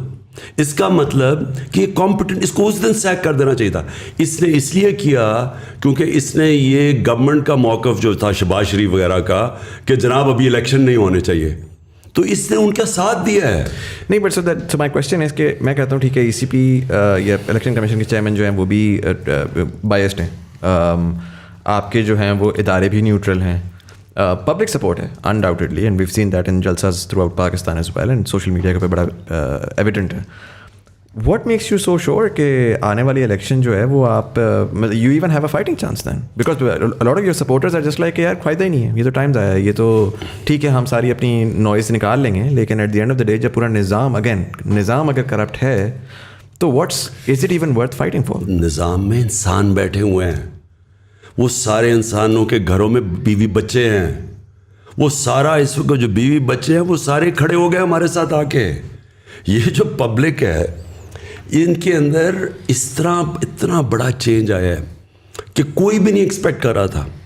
جو سازش کر رہے تھے وہ یہ ایکسپیکٹ ہی نہیں کر رہا تھا کہ اس طرح پبلک سڑکوں پہ کھڑی ہو جائے گی. انہوں نے تو سوچا تھا مٹھائی بانٹنے کی. انہوں نے کیا انہوں نے ایک کیریکٹر اسیسینیشن پوری کیمپین تیار کی. انہوں نے کرنا کیا تھا, انہوں نے کہنا جیسے اس کو ہٹانا ہے, پہلے تو لوگوں نے کہنا ہے کہ اتنا ان پاپولر ہو گیا کیونکہ انہوں نے میڈیا پہ پوری کیمپین چلائی ہوئی تھی. مصدق کے اگینسٹ پہلے میڈیا پہ کیمپین چلی تھی, پیسے CIA نے پیسے خرچ کر کے کیمپین چلائی تھی. اور جب وہ کیمپین چل پڑی, پھر جب اس کو ہٹانا تھا تو لوگوں نے خوش ہونا تھا, اور پھر اس کی باقاعدہ کیریکٹر اسیسینیشن کرنی تھی جو انہوں نے تیار کی ہوئی ہے کیمپین. یہ ایکسپیکٹ ہی نہیں کر رہے تھے کہ پبلک اس طرح کھڑی ہو جائے گی. تو یہ خود شوق میں, اور یہ بھی نہیں ایکسپیکٹ کر رہے تھے کہ اداروں کے اندر لوگ سارے ہمارے ساتھ کھڑے ہو گئے ہیں. اس وقت اداروں کے اندر ان کے فیملیز سارے آج کھڑے ہیں. میں کیوں سمجھتا ہوں کہ اس وقت جو چینج آئے گا, یہ میں پہلی دفعہ اپنے 26 سال کی پالیٹکس میں, بلکہ اپنی زندگی میں نے کبھی اتنا بڑا چینج جو اب آ رہا ہے میں نے کبھی ایسا نہیں دیکھا. ہاں صاحب, ابھی آپ مورل اسٹینڈنگ کی بات کر رہے تھے, مجھے تھوڑا چیزوں کو گراس روٹ پہ اس پرسپیکٹو سے دیکھنا مجھے ذرا پریفر کرتا ہوں. مورل اسٹینڈنگ آتی ہے اچھی تربیت سے, اس میں آپ کی ہر چیز انوالو ہو جاتی ہے. آپ کے گھر میں کیا تربیت دی جا رہی ہے, آپ کے اسکول میں, تعلیمی اداروں میں, آپ کے مدرسوں میں, جہاں سے بھی آپ تعلیم لے رہے ہیں. آپ اگر آج دیکھیں جین زی جو ہے, میں ان سے ذرا تعلق بہت کلوزلی کنیکٹیڈ رہتا ہوں ان کے ساتھ میں. آپ ٹی وی کے چینلز گھمائیں, پورے 70 چینل جتنے بھی ہیں, آپ کو بچوں کا ایک کانٹینٹ نہیں دکھتا. And I think we owe it to the children, کیونکہ ہم نے اپنی جیسی تیسی زندگی گزار لی. یہ آپ جو بھی جد و جہد کر رہے ہیں آپ آنے والی نسلوں کے لیے کر رہے ہیں, رائٹ؟ وہ کہتے ہیں نا, you never get to experience the shade of the tree that you plant. تو کسی بھی چینل پہ بچوں کا کوئی بھی پروگرام نہیں آتا, اور نہ ہی کوئی سائنس کا پروگرام آتا ہے. کسی زمانے میں نیشنل جیوگرافک اور ڈسکوری آتے تھے ہندی میں, لیکن چونکہ وہ ہندی میں آتے تھے تو وہ ہندو کنسیڈر کیے گئے, وہ بین ہو گئے. بچے مانگتے ہیں انسپریشن. ظاہر ہے بچوں نے, بہت سارے بچوں نے آپ کو دیکھا, انسپائر ہوئے, آج وہ ٹیم میں کھیل رہے ہیں, ماشاءاللہ اچھی پرفارمنس کر رہے ہیں. تو جب آپ کے پاس ہیروز بھی نہیں ہوں گے, آپ ان کو کوئی انسپریشنل کانٹینٹ بھی نہیں دکھائیں گے, آپ ان کو چاہے وہ ریلیجیس کانٹینٹ ہو یا سائنٹیفک کانٹینٹ ہو. میری فواد چودھری صاحب سے بھی اس معاملے میں ڈسکشن ہوئی تھی جب وہ منسٹری آف سائنس ہیڈ کرے, تو ان کو آئیڈیاز اچھے لگے, مگر وہ ظاہر بات ہے کہ ہماری جو بھی گورنمنٹ آتی ہے وہ اپنا سارا ٹائم لڑائی میں نکال دیتی ہے, اور وہ کام ہو نہیں پاتا. وہ اپنے آپ کو بچانے میں پورا ٹائم نکل جاتا ہے. پہلا سال سمجھ آتا ہے, آخری سال الیکشن کی تیاری ہوتی ہے, بیچ میں جو 3 سال ہوتا ہے اس میں بھی کووڈ آ گیا. تو اس طرح کی کوئی بھی چیز جو ہے آپ دیکھیں نہیں نظر آ رہی. اور یہ آئی تھنک ہمیں آج اس چیز کا اندازہ نہیں ہو رہا, لیکن ان دا کمنگ 10-20 ایئرس آپ اگر چائنا کی مثال دیکھیں, چائنا میں جو ہے ٹک ٹاک پہ باقاعدہ میتھ کے سوال آتے ہیں, بچوں کو کوئز کرواتے ہیں. انڈیا میں آپ دیکھ لیں بہت انسپائرنگ کانٹینٹ بنایا جاتا ہے, چاہے وہ یوٹیوب کا ہو, چاہے وہ ٹی وی کا ہو, ان کی even film industry soft power کے تھرو. تو یہ ایک بہت بڑا گیپ ہے, and I think we owe it to the children of this country. تو جو morality ہے نا اور ایتھکس, یہ ساری چیزیں میں نے جب مدینہ کی ریاست کی بات کرتا ہوں تو یہ ایک بڑا کیئرفلی ہمارے نبی صلی اللہ علیہ وسلم نے لوگوں میں کلٹیویٹ کیا تھا. میں نے رحمۃ للعالمین اتھارٹی بنائی. وہ کیوں بنائی؟ اس کا صرف ایک مقصد تھا کہ لوگوں کو سیرت نبی سے ان کی ایتھکس امپروو کریں. بچوں کو نبی صلی اللہ علیہ وسلم جو دنیا میں کبھی اس طرح کا اتنا عظیم انسان نہ آ سکتا نہ آیا, ان کی زندگی سے وہ بتائیں تو صحیح کہ وہ کیا ریولوشن آئی ہے. دیکھیں, لوگوں کو یہی نہیں پتا کہ جب وہ 10 سال میں 622 سے لے کے 632 تک, وہ جو ان کے 10 سال تھے مدینہ میں, وہ دنیا کا سب سے بڑا انقلاب آیا. آپ کو پتہ ہے جو ٹوٹل لوگ مرے جنگوں کے اندر 10 سالوں میں, وہ 1200 تھے. 1200-1300 ٹوٹل لوگ مرے. سو ایکچولی وہ ایک فکری انقلاب آیا تھا. وہ ذہن چینج ہوئے تھے, انسان چینج ہوئے تھے. وہ جب تک آپ سیرت نبی نہ پڑھیں تو آپ کو پتہ ہی نہیں چلے گا کہ وہ کیا ہوا تھا. ہم نے اس لیے فیصلہ کیا کہ بچوں کو پڑھائیں سیرت نبی. اور میں نے پھر یہ بھی, کیونکہ اس وقت بہت بڑا اسالٹ ہے ویسٹرن کلچر, میں سب سے بہتر جانتا ہوں, میں نے اتنی زندگی 30 سال یعنی آف اینڈ آن وہاں گزارے. جب تک آپ نے جو بات کی میڈیا کے اوپر, کانٹینٹ ٹی وی پہ, فلموں میں, ہم اس کو اپنی کلچر اور اپنی دین کے ساتھ سنکرونائز نہیں کریں گے. ہم پھنسے رہیں گے بالی ووڈ اور ہالی ووڈ, جن کے کلچر ہمیں پوری طرح سمجھ نہیں ہے کہ ان کی وہ کانٹینٹ نے کتنا بڑا ان کے کلچروں میں فائدے کیا کروایا اور نقصان کیا کروایا. آج وہاں فیملی سسٹم ٹوٹ چکا ہے. ہندوستان کے اندر ان کا جو ہالی ووڈ بالی ووڈ کلچر ہے وہ ان کی فیملی سسٹم کو ڈیوسٹیٹ کر رہا ہے. ہم اس کو جب اپنائیں گے تو ہمیں پتہ چلنا چاہیے کہ اس کے کانسیکوینس کیا ہے. اس وقت پاکستان اور مسلم دنیا میں جو چیز بچی ہوئی ہے وہ ہے ہمارا فیملی سسٹم. آپ جتنی ولگیرٹی اپنے ملک کے اندر لے کے آئیں گے, اور آپ ٹی وی پہ اور آپ موبائل فون کے اوپر جو کانٹینٹ ہے, جو پون ہے اس کے اوپر جس طرح کی چیزیں ہیں, آپ جتنا اس کو بڑھاتے جائیں گے اس کا ڈائریکٹ امپیکٹ پڑتا ہے فیملی سسٹم پہ. جو پردے کا کانسیپٹ ہے وہ صرف کپڑوں کا نہیں ہے. سارا پردے کا اگر آپ صحیح معنی میں کوئی ایکسپلین کریں لوگوں کو, اس کے پاس فلسفہ ہے کیا, وہ بیسکلی فیملی سسٹم کو بچانے کے لیے. آپ جتنی ولگیرٹی بڑھائیں گے, فحاشی بڑھائیں گے, آپ کا فیملی سسٹم افیکٹ ہو. ہالی ووڈ کے اندر ایک شادی کی ایوریج لائف اسپین 2.5 سال ہے. 2.5 سال شادی لاسٹ کرتی ہے, کیونکہ وہ جو لائف سٹائل ہے اس میں خاندانی نظام چلتا نہیں ہے. تو میں یہ چاہتا تھا کہ پہلے تو ہم بچوں کی تربیت کروائیں اسکولوں سے سیرت نبی سے, کیونکہ انہوں نے مدینہ میں یہی امر بالمعروف اس کی بیسس رکھی تھی سوسائٹی میں. سیکنڈلی ہم کاؤنٹر کریں, جس طرح میں وہ ترکی کا جو سیریل تھا ٹی وی ارطغرل, اس کو میں جو یہاں لے کے آیا تھا پریزیڈنٹ اردوغان سے بات کر کے, اس کا مقصد یہ تھا کہ ہم آلٹرنیٹ لوگوں کو دکھائیں کہ ایک ایسا کلچر ہے جس میں یہ سارا جو فحاشی ہے, جو یہ بالی ووڈ وغیرہ جو گند ہے بالکل, جو تباہی کر رہا ہے, وہ ادھر بھی تباہی کر چکا ہے. ہالی ووڈ کے اندر جو ہم نے اپنی پہلے ایڈلٹس ہوتی تھیں 50 سال فلم کیا ہوتی تھی, اور آج آپ دیکھ لیں اور اس کا ایفیکٹ دیکھ لیں معاشرے میں. تو ہمیں دیکھیں کلچر ایکسچینج ہمیشہ ہوتا ہے, لیکن ایک ملک میں ایبلٹی ہونی چاہیے کہ کون سی کلچر کی چیزیں ہم نے لینی ہے اور کون سی نہیں لینی. آپ اگر پوری طرح چیزیں لے آئیں گے, اس کا جو آپ کو کانسیکوینسز ہی نہیں پتا کہ آپ کی سوسائٹی پہ کیا ہو. اس کا سب سے بڑا آج کانسیکوینس ہے کہ آپ فاسٹسٹ رائزنگ کرائم آج پاکستان میں, جب میں نے آئی جیز بلا کے ان سے چیک کیا تو چائلڈ ابیوس اور ریپ یہ سب سے تیزی سے بڑھ رہی ہے پاکستان میں کرائم. سو خان صاحب, جیسے آپ نے ذکر کیا کہ دوبارہ گورنمنٹ میں ہم میجورٹی میں آتے ہیں, لیکن جس طرح کا وہی والی بات جو مزمل نے کی کہ جس طرح کا نظام آلریڈی چل رہا ہے, مطلب اس میں آ کے پولیس ریفارمز کیسے ہو سکتی ہیں؟ مطلب آپ کے دور میں بھی 6 سے زیادہ آئی جیز پنجاب میں بار بار لوگ چینج ہو رہے ہیں, منسٹریز میں چینج ہو رہے ہیں. سو اس دفعہ ایسی کیا چیز ہے جو ڈفرینٹ ہوگی؟ اور اس سے بھی زیادہ اگر آپ جو اداروں والی سائڈ ہے وہ مطلب آپ کے خیال سے وہ ابھی بھی نیوٹرل ہی رہیں گے جب آپ آتے ہیں, یا وہ آپ کو سپورٹ کریں گے؟ اور ایک بہت بڑا جو نیریٹو پچھلے 60 سالوں سے پاکستان میں کہ جی ان کی سپورٹ کے بغیر تو آپ آ ہی کوئی نہیں سکتا. سو جتنی مرضی آپ کے پاس پبلک آ جاتی ہے, ڈو یو فیل لائک کہ یو ول کم بیک؟ دیکھیں, اس کو جب پبلک اس طرح موبلائز ہو جائے نا, دنیا کی تاریخ بتاتی ہے اس کو کوئی نہیں روک سکتا. میں نے تو ایک دفعہ اس طرح کی موبلائزیشن دیکھی تھی, اور اس میں کوئی شک نہیں کہ تب واقعی ایک فری اینڈ فیئر الیکشن ہوا تھا 1970 میں ذوالفقار علی بھٹو کا. لیکن میں نے تب جو پبلک دیکھی تھی نہ, یعنی وہ انپریسیڈنٹڈ سی چیزیں ہوئی ہیں کہ ان نون لوگوں کو اتنے ووٹس پڑے, اور جب پیپلز پارٹی کا ویو آیا تھا ادھر اور مجیب الرحمان کا ویو آیا تھا ایسٹ پاکستان میں, تو اس سے کوئی نہیں روک سکتا جب اس طرح کا ویو آتا ہے. لیکن اس میں کوئی شک نہیں کہ فری اینڈ فیئر الیکشنز تھے. لیکن میری کنٹینشن یہ ہے کہ پاکستان بدل گیا, اس کو اب کوئی روک نہیں سکے گا. یہ جب پبلک کا ایک فیصلہ ہو جائے نا, جب پبلک ایک طرف, جس طرح میں دیکھ رہا ہوں کہ پبلک اب جو شعور آ گیا ہے, جو نکل گئی ہے, میں نہیں سمجھتا کہ, اور دیکھیں اداروں کے اندر پھر سے میں بتاتا ہوں انسان ہوتے ہیں, وہ نہیں روک سکتے, وہ روکنا چاہیں گے بھی نہیں. ان کے اندر سے, اداروں کے اندر سے پریشر ہوگا, کوئی نہیں روک سکتا اس کو. اچھا خان صاحب, اس میں مجھے یہ بتائیے گا کہ آپ نے تھوڑی دیر پہلے آپ نے ویسٹ منسٹر ڈیموکریسی کا بھی تذکرہ کیا, اور ہم دیکھتے ہیں کہ پچھلے 3 سال میں آپ ظاہر فائر فائٹنگ میں بہت زیادہ لگے ہوئے تھے. ایک سارٹ آف ہنگ پارلیمنٹ تھی اور اس میں ظاہر ہے کہ وہ چیز بڑی مشکل تھی.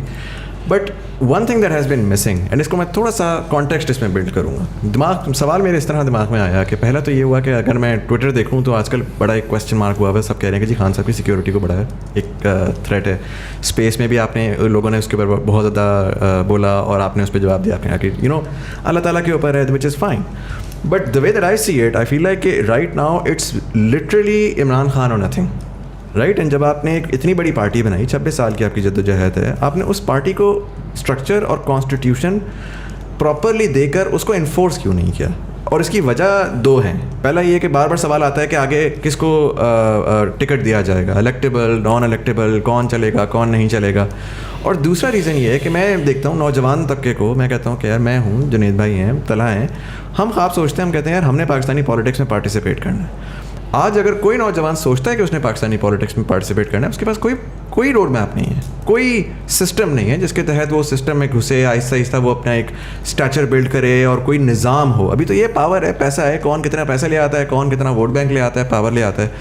تو ڈونٹ یو تھنک کہ جی وہ جو اسٹرکچر جو آپ پاکستان کو بدلنا چاہ رہے تھے, وہ شاید اپنی پارٹی سے اگر اسٹارٹ کرتے تو اس 3 سال کے بعد آج آپ بہت بہتر جگہ پر ہوتے in terms of mobilisation, in terms of public تو آ گئی, بٹ جو پارٹی اٹ سیلف ہے وہ it seems like all over the place right now. دیکھیے مزامل, ایک چیز میں آپ کو بتاؤں کہ میں تو ایک آئیڈیلسٹ ہوں, اور پہلے دن سے میں نے سوچا تھا کہ ہماری پارٹی, ہم الیکشنز کروائیں گے اور ایک نئی لیڈرشپ لے کے آئیں گے, اور وہ لے آئے ہم.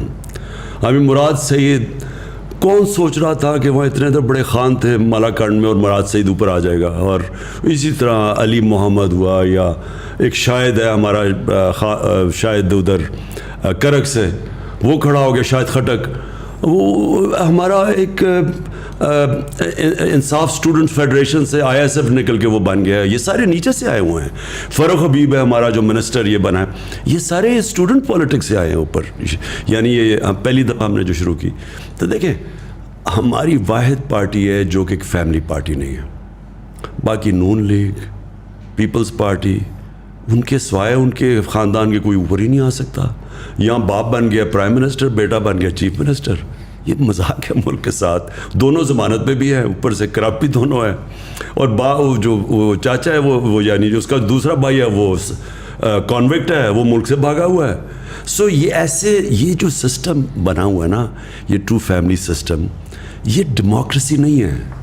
یہ this is even worse than kingship, right. But sorry میں آپ کی سے بات کر رہا ہوں کہ میں ایڈ کر دوں نا. دیکھیں میں صرف آپ کو, لیکن جو ہم چاہتے تھے نا کہ ہماری پارٹی میں, ہم واحد پارٹی ہے جس نے بہت بڑا الیکشن کروایا اپنی پارٹی میں, لیکن وہ جو الیکشن تھا, جو سسٹم ہم نے پہلی دفعہ کیا الیکشن کا سسٹم, اس کے اندر ہمیں بڑے پرابلمز آئے, کیونکہ یہاں تو کوئی ٹریڈیشن ہی نہیں ہے پارٹی پہ الیکشنز کروانے کی. ہم نے پہلے ممبرشپ کی, پھر کوشش کی, لیکن وہ فلاڈ سسٹم تھا وہ, یعنی اس کے اندر ہمیں بڑی غلطیاں آئیں. پھر ہم نے سیکنڈ ٹائم کوشش کی, پھر ہم نے ممبرشپ کی, پورا ایک سیٹ اپ کیا, الیکشن سیل بنایا, لیکن وہ الیکشن ہم نے کیا نہیں ایونچولی, کیونکہ اس کے اندر جو سسٹم ہم نے موبائل فون کے ذریعے الیکشن کروانا تھا, کیونکہ وہ زیادہ آسان تھا, ہم ٹیکنالوجی کا استعمال کر رہے تھے. انفارچونیٹلی جو ہم نے وہ سافٹ ویئر بنایا, وہ جب اس کو ٹیسٹ کیا وہ کام نہیں کیا. سو کوشش ہم نے پوری کی.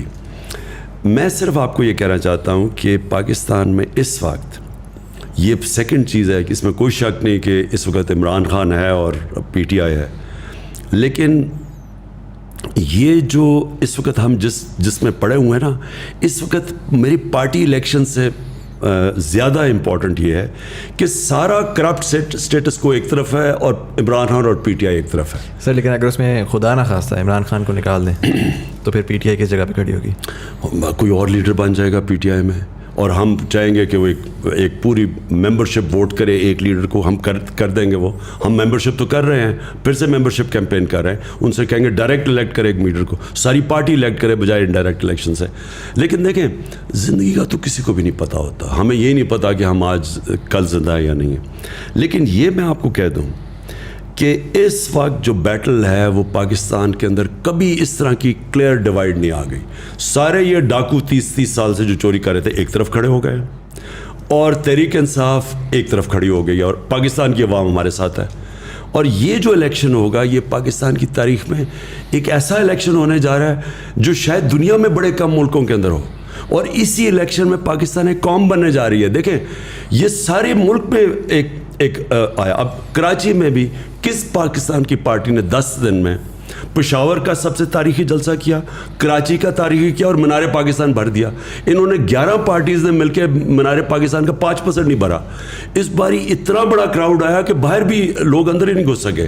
سو دیئرفور یہ ایک یونیک چینج آ رہا ہے پاکستان میں. تو میں نے جب آپ نے کہا نا مکس فیلنگ شروع میں کہ آپ کو ہٹنے سے کیا ہوا, ایک طرف تو مجھے یہ جو سازش کامیاب ہوتے ہوئے میں تو شوق میں چلا گیا کہ ساری ایک پورے اتنے زیادہ لوگوں کو اکٹھا ہونا تھا مجھے شکست دینے کے لیے. دوسری طرف جو قوم کھڑی ہوئی ہے, میں تو سمجھتا ہوں اس سے خوشائن چیز ہو ہی نہیں سکتی تھی ہمارے ملک سے. اچھا سر, اس میں ابھی آج کی خبر ہے کہ مریم اورنگزیب نے کمیشن اسینچلی اناؤنس کیا ہے آن دا سائفر, جو آپ کا جس کی بیسس کے اوپر فورن کنسپیریسی کا آپ کہتے ہیں. تو do you think that's a good thing considering کہ پبلک بھی شاید دیکھ لے گی کہ ایگزیکٹلی کیا ہے اور کس طرح سے. یہ ایسے ہی ہے کہ شہباز شریف کے 16 ارب روپے کے کیسز ہیں کرپشن کے, منی لانڈرنگ کے ایف آئی اے کے اندر, اور اب وہ ایف آئی اے کے اندر وہ سارے آفیسرز ڈال کے اپنے آفیسرز اپوائنٹ کر رہا ہے. یعنی جو انوالوڈ ہو وہ کیسے فیصلے کر سکتا ہے؟ گورنمنٹ تو انوالوڈ ہے ساری کانسپریسی میں. صرف ایک ہم کمیشن مانتے ہیں, وہ چیف جسٹس کے نیچے ہو, اور اس کے اندر کنڈیشن یہ ہے کہ اس کی اوپن ہیئرنگ ہو, بالکل ان کیمرہ ہیئرنگ نہ ہو. سارے میڈیا کے سامنے وہ کمیشن بیٹھے اور وہ پھر اس کی پوری ہیئرنگ کرے کہ یہ شروع سے لے کے اینڈ تک کیا ہوا تھا. خان صاحب ابھی آپ نے جلسوں کی بات کی, اور آپ نے کافی سکسیزفل جلسے ایک ہی ہفتے میں 3 میجر سٹیز میں کیے. کراچی والا بھی ظاہر بہت بڑا تھا. کراچی کی عوام جو ہے they very disappointed because وہ ایک اتنا بڑا شہر ہے, ہمارا فائنینشیل ہب ہے, اور وہ ایک بارش کی مار ہے اور پورا شہر کا نظام دھرم بھرم ہو جاتا ہے. اس کے باوجود کراچی نے ووٹ بھی آپ کو دیا, اور آپ کے فیس پہ ایسی جگہ ووٹ دیا کہ جہاں بنتا نہیں تھا, لیکن وہ ظاہر they were looking at a bigger picture. مگر اس کے باوجود بھی مسئلہ یہاں آتا ہے کہ even if you want to do something, وہ پھر 18ویں ترمیم آ جاتی ہے اور صوبائی گورنمنٹ آ جاتی ہے. تو اور میں بات کروں بہت بیسک چیزوں کی, بیسک انفراسٹرکچر کی, کوئی ٹرانسپورٹ کا نظام ہو, کوئی سڑکیں سیدھی ہو جائیں, کوئی اسٹریٹ لائٹ ہی لگ جائے. اسٹریٹ کرائم اتنا پریویلنٹ ہے, اور اتنا ایسا لگتا ہے کہ بہت لالس, وہ جو پرانی فلموں میں ویسٹرن موویز میں ہوتا تھا, کوئی بھی آیا گولی مار کے چلا جاتا ہے, مطلب یہ بہت کیجول ہو گیا ہے. تو کراچی کی عوام کیا ایکسپیکٹ کر سکتی ہے اگر آپ if you are in power again? دیکھیں, سب سے پہلے تو کراچی کا سب سے بڑا مسئلہ یہ ہے کہ پاکستان کی تاریخ کی جو سب سے کرپٹ گورنمنٹ ہے وہ ہے پیپلز پارٹی کی گورنمنٹ. ایک تو وہ گورنمنٹ پاور میں رہی ہے اور 14 سال ہو گئے اس گورنمنٹ کو. اس 14 سال میں انہوں نے کراچی کو نقصان تو پہنچایا ایک طرف, لیکن دوسری طرف انہوں نے جو ادارے تباہ کیے, جو پولیس کے اندر غلط بھرتیاں کیں, پولیس میں یعنی سندھ کی پولیس کے اندر انہوں نے کرپٹ ترین لوگوں کو رکھا ہوا ہے کیونکہ خود کرپٹ ہے. اس سے کیا ہوا ہے؟ سب سے پہلے تو کراچی میں جو لالسنس ہے, اگر آج رینجرز آپ ہٹا دیں تو کراچی تو فری فار آل ہو جائے. جو بھی تھوڑا بہت قانون ہے وہ جو لا اینڈ آرڈر ہے وہ رینجرز کی وجہ سے. اس کا مطلب گورنمنٹ تو فیل ہو گئی. اس کا مطلب جو کام گورنمنٹ کا تھا یہ رینجرز کا تو کام لا اینڈ آرڈر نہیں ہے. لیکن اس سے سب سے بڑی چیز یہ ہے کہ دیکھیں کراچی جس طرح لاہور ہے, جس طرح اسلام آباد ہے, جو بڑے بڑے شہر ہیں, جس طرح پشاور ہے, ملتان ہے, جب تک یہاں سٹی گورنمنٹس نہیں بنیں گی, جس طرح لنڈن کی ہے, لنڈن میئر ہے, وہ پوری ایک گورنمنٹ ہوتی ہے. لنڈن کو چلانے کے لیے ایک سپریٹ گورنمنٹ ہوتی ہے, وہ ڈائریکٹلی الیکشن سے وہ آتی ہے. ہم نے جو لوکل گورنمنٹ سسٹم بنایا ہے اس میں ڈائریکٹلی الیکٹڈ میئرز ہوں گے, ناظم ہوں گے, جو کہ پورے شہر کو ان کی کیبنٹ چلائے گی اس شہر کو. وہ جب تک ہم وہ سسٹم نہیں لے آئیں گے, وہ اپنے پیسے خود اکٹھے کریں گے, ریونیو اکٹھا کرنا ان کا کام ہوگا. ان کے اندر ایکسپرٹس بیٹھے ہوں گے جو پانی کے بھی ایکسپرٹ ہوں گے, سوریج سسٹم کے بھی ہوں گے, پولیس ان کے نیچے ہوگی. جب تک ایک بڑے شہروں کو آپ جس طرح نیو یارک چلتا ہے, جس طرح لنڈن چلتا ہے, پیرس چلتا ہے, تہران چلتا ہے, آپ آج تہران چلے جائیں, سینکشنز کے باوجود جو آپ تہران کی فنکشننگ دیکھیں گے آپ حیران ہو جائیں گے کہ وہ لگے گا امیر ترین ملک لگتا ہے. وہ سارا صاف ستھرا شہر, ماڈرن سٹی, کیونکہ ان کی تہران کی اپنی گورنمنٹ ہے, وہ اپنے پیسے اکٹھے کرتی ہے. ہمارا کیا پرابلم ہے کہ ہم جو بجٹ ہے پروونس کا اس سے ہم شہروں کو فنڈ کرنے کی کوشش کرتے ہیں. وہ یا تو وہ شہباز شریف کے زمانے میں کہ سارا 56% بجٹ پنجاب کا آپ لگا دیں لاہور کے اوپر اور وہ باقی سارا پیچھے رہ جاتا ہے, یا سندھ میں دیکھ لیں وہ سارا جو مین بجٹ ہے وہ انٹیریئر سندھ میں, کیونکہ وہاں سے ووٹ لے کے آتے ہیں. کراچی کو پیسے نہیں ملتے, کراچی کھنڈر بن چکا ہے. تو اس کا صرف ایک نتیجہ ہے کہ ان شہروں کو ان کی اپنی الیکٹڈ, ایک ڈائریکٹلی الیکٹڈ ان کا میئر بنے, ناظم بنے, وہ پھر اپنی کیبنٹ بنائے اور وہ پھر اس کو چلانے کے لیے اور اب چلائے بھی اور پیسے بھی اکٹھے کرے, وہی ذمہ دار ہو. آپ یقین نہیں کریں گے, میں جب بھی اسلام آباد یا لاہور آتا ہوں میں اکثر لوگوں کو دیکھتا ہوں باہر سے ہاتھ ڈال کے گیٹ کنڈی کھول کے چلے جاتے ہیں. ہمیں گلی کے کونے سے پہلے فون کر دینا ہوتا ہے کہ گیٹ پہ آ جاؤ, کیونکہ وہ جو تھوڑی دیر آپ کی گاڑی کھڑی ہوتی ہے اور گیٹ کھلتا ہے اس میں ٹرانزیکشن ہو جاتی ہے. تو مطلب ہمارے لیے اتنا ایلین کانسیپٹ ہے کہ اے ٹی ایم کے اندر بندہ جاتا ہے نا تو باہر والا اندر والے سے ڈر رہا ہوتا ہے, اندر والا باہر والے سے ڈر رہا ہوتا ہے. نہیں تو جب اوپر گورنمنٹ کرمنلز کی ہو, آپ دیکھیں نا ان کے سارے زرداری کے اوپر کرپشن کیسز, وہ ضمانت پہ ہے, چیف منسٹر ہے وہ اس کے اوپر کرپشن کیسز ہیں, وہ جان کے. اب میں پھر سے یہ کہتا ہوں کہ ان 3.5 سال میں سارے کیسز تو پرانے بنے ہوئے تھے, ہم نے تو بنائے نہیں, ان کو پکڑائی کسی نے نہیں. جو سسٹم تھا وہ ایکسیپٹ کرتا ہے کرپشن آف دا پاورفل, طاقتور کی کرپشن. جو ہمارا انصاف کا جو بھی طاقتور جن کے ہاتھ میں تھا وہ اس کو اتنا برا نہیں سمجھتے, وہ ایکسیپٹ کر جاتے ہیں. تو جب وہ اوپر بیٹھ جائیں تو آپ کیا سمجھیں گے کہ تھانہ دار ایماندار بن جائے گا. So just adding to that, پچھلے 3 سالوں میں بھی ہم نے کوئی دیکھا نہیں کہ کسی بندے کو پراپر سزا ہوئی. وہ شروع میں آپ نے وعدہ کیا تھا کہ ہم بلینس آف ڈالرز واپس لائیں گے. اب آئی تھنک شروع میں آپ نے ذکر کیا کہ ججز ایسے بیٹھے ہوئے ہیں, نیب میں ایسے لوگ ہیں, بٹ جب آپ کی گورنمنٹ تھی تو آپ اگر ان کو ریپلیس کر کے اپنے بندے لاتے ہیں. نیب کو نیب ایک انڈیپینڈنٹ اینٹی ہے. اس کو ان کا جو چیئرمین تھا جو ہے ابھی وہ نون لیگ کے زمانے میں اس کو اپوائنٹ کیا گیا تھا. ہم اس کو ریموو نہیں کر سکتے, ہم نیب کے اندر کوئی چینجز نہیں کر سکتے بائی لا. سو دیئرفور نیب ہمارے کنٹرول میں نہیں اور عدلیہ آزاد ہے. تو آپ اب ایف آئی اے کے کیسز تھے, ہمارا جو ہم نے پکڑا یہ جو اس کی انہوں نے جو اپنے وہ جو بھی شوگر مل تھی ان کی, اس کے اندر یہ جو 16 ارب روپے کے پکڑے جو نوکروں کے نام پہ انہوں نے پیسے لیے ہوئے تھے. اب وہ تو اوپن اینڈ شٹ کیس ہے. اب ہم کریں کیا, وہ کیس ہی نہیں لگتا تھا. وہ کیس لگتا ہے کہ درد ہے, کمر درد ہے, یہ وہ ہے. میں کہتا ہوں بچایا گیا ہے اس کو, باقاعدہ اس کو بچایا گیا ہے. اور ہم پوری کوشش کرتے رہے, ہم نہیں کامیاب ہوئے. اس لیے میں کہتا ہوں کہ ہماری اس وقت ہماری جو گورنمنٹ تھی اس کو جب تک پوری پاور سے گورنمنٹ نہیں آتی, جس کو فکر نہ ہو سارا وقت کہ اپنی پارلیمنٹ پارٹی بھی رکھو, پھر ایلائز کو بھی ساتھ رکھو, پھر وہ ان کو وہ ناراض ہو جاتے تھے, پھر وہ اپوزیشن ساری ان کی کرمنلز کی اکٹھی تھی, وہ پورا بلیک میل کرتی تھی. تو ہمیں ایک بڑی کمزور گورنمنٹ ملی تھی. تو اس لیے میں ہمیشہ کہتا ہوں کہ اگر مجھے اس طرح کی آگے گورنمنٹ ملی, بہتر یہ ہے کہ ہم اپوزیشن میں بیٹھے بجائے گورنمنٹ چلائیں. ہاں سر, تھوڑا سا میں کانورزیشن کو سوئچ کروں گا لوکل پالیٹکس سے انٹرنیشنل پالیٹکس کی طرف. اور ہم نے دیکھا کہ دنیا جو ہے وہ ایک یونیپولر ورلڈ سے ملٹی پولر ورلڈ کی طرف بھی جا رہی ہے. ظاہر اس کی وجہ سے dynamics and foreign policy and lot of those things are changing as well. ایک چیز پرٹیکولرلی میں آپ کی پالیٹکس میں نوٹس کر رہا ہوں کہ آپ پہلے ایک sort of nationalism, anti corruption, local اس کے اوپر تھے, but recently you became more of an anti imperialist in the context of کہ پرٹیکولرلی پوسٹ برٹش ایمپائر کا کولیپس ہم نے دیکھا کہ ظاہر ہے وہ ایک جو گلی کا بلی تھا وہ برٹش امپائر تھا وہ ہٹا تو ایک اور بلی ایمرج کیا at the end of the day, اور ہمیشہ ہوتا ہے نظام میں جو پاورفل ہوتا ہے وہ اس طرح سے ہوتا ہے.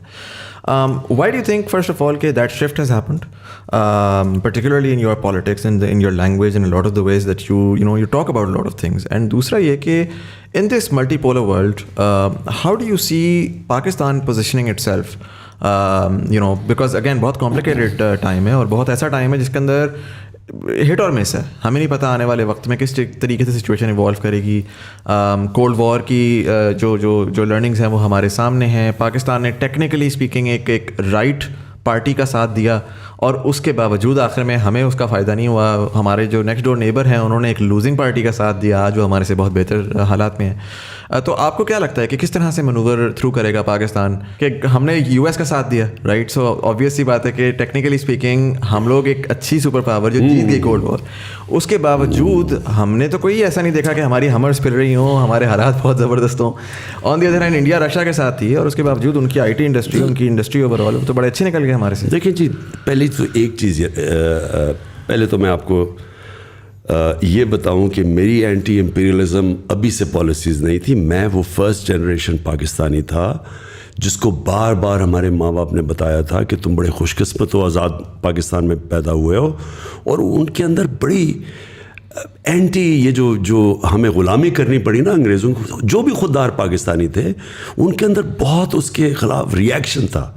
تو علامہ اقبال کی جو ساری شاعری ہے, جو انہوں نے مسلمانوں کو جگانے کی کوشش کی, آپ وہ ساری شاعری اس کے اندر جو وہ کہتے ہیں کہ اس رزق سے موت اچھی ہے جس رزق سے پرواز میں کوتاہی آتی ہے.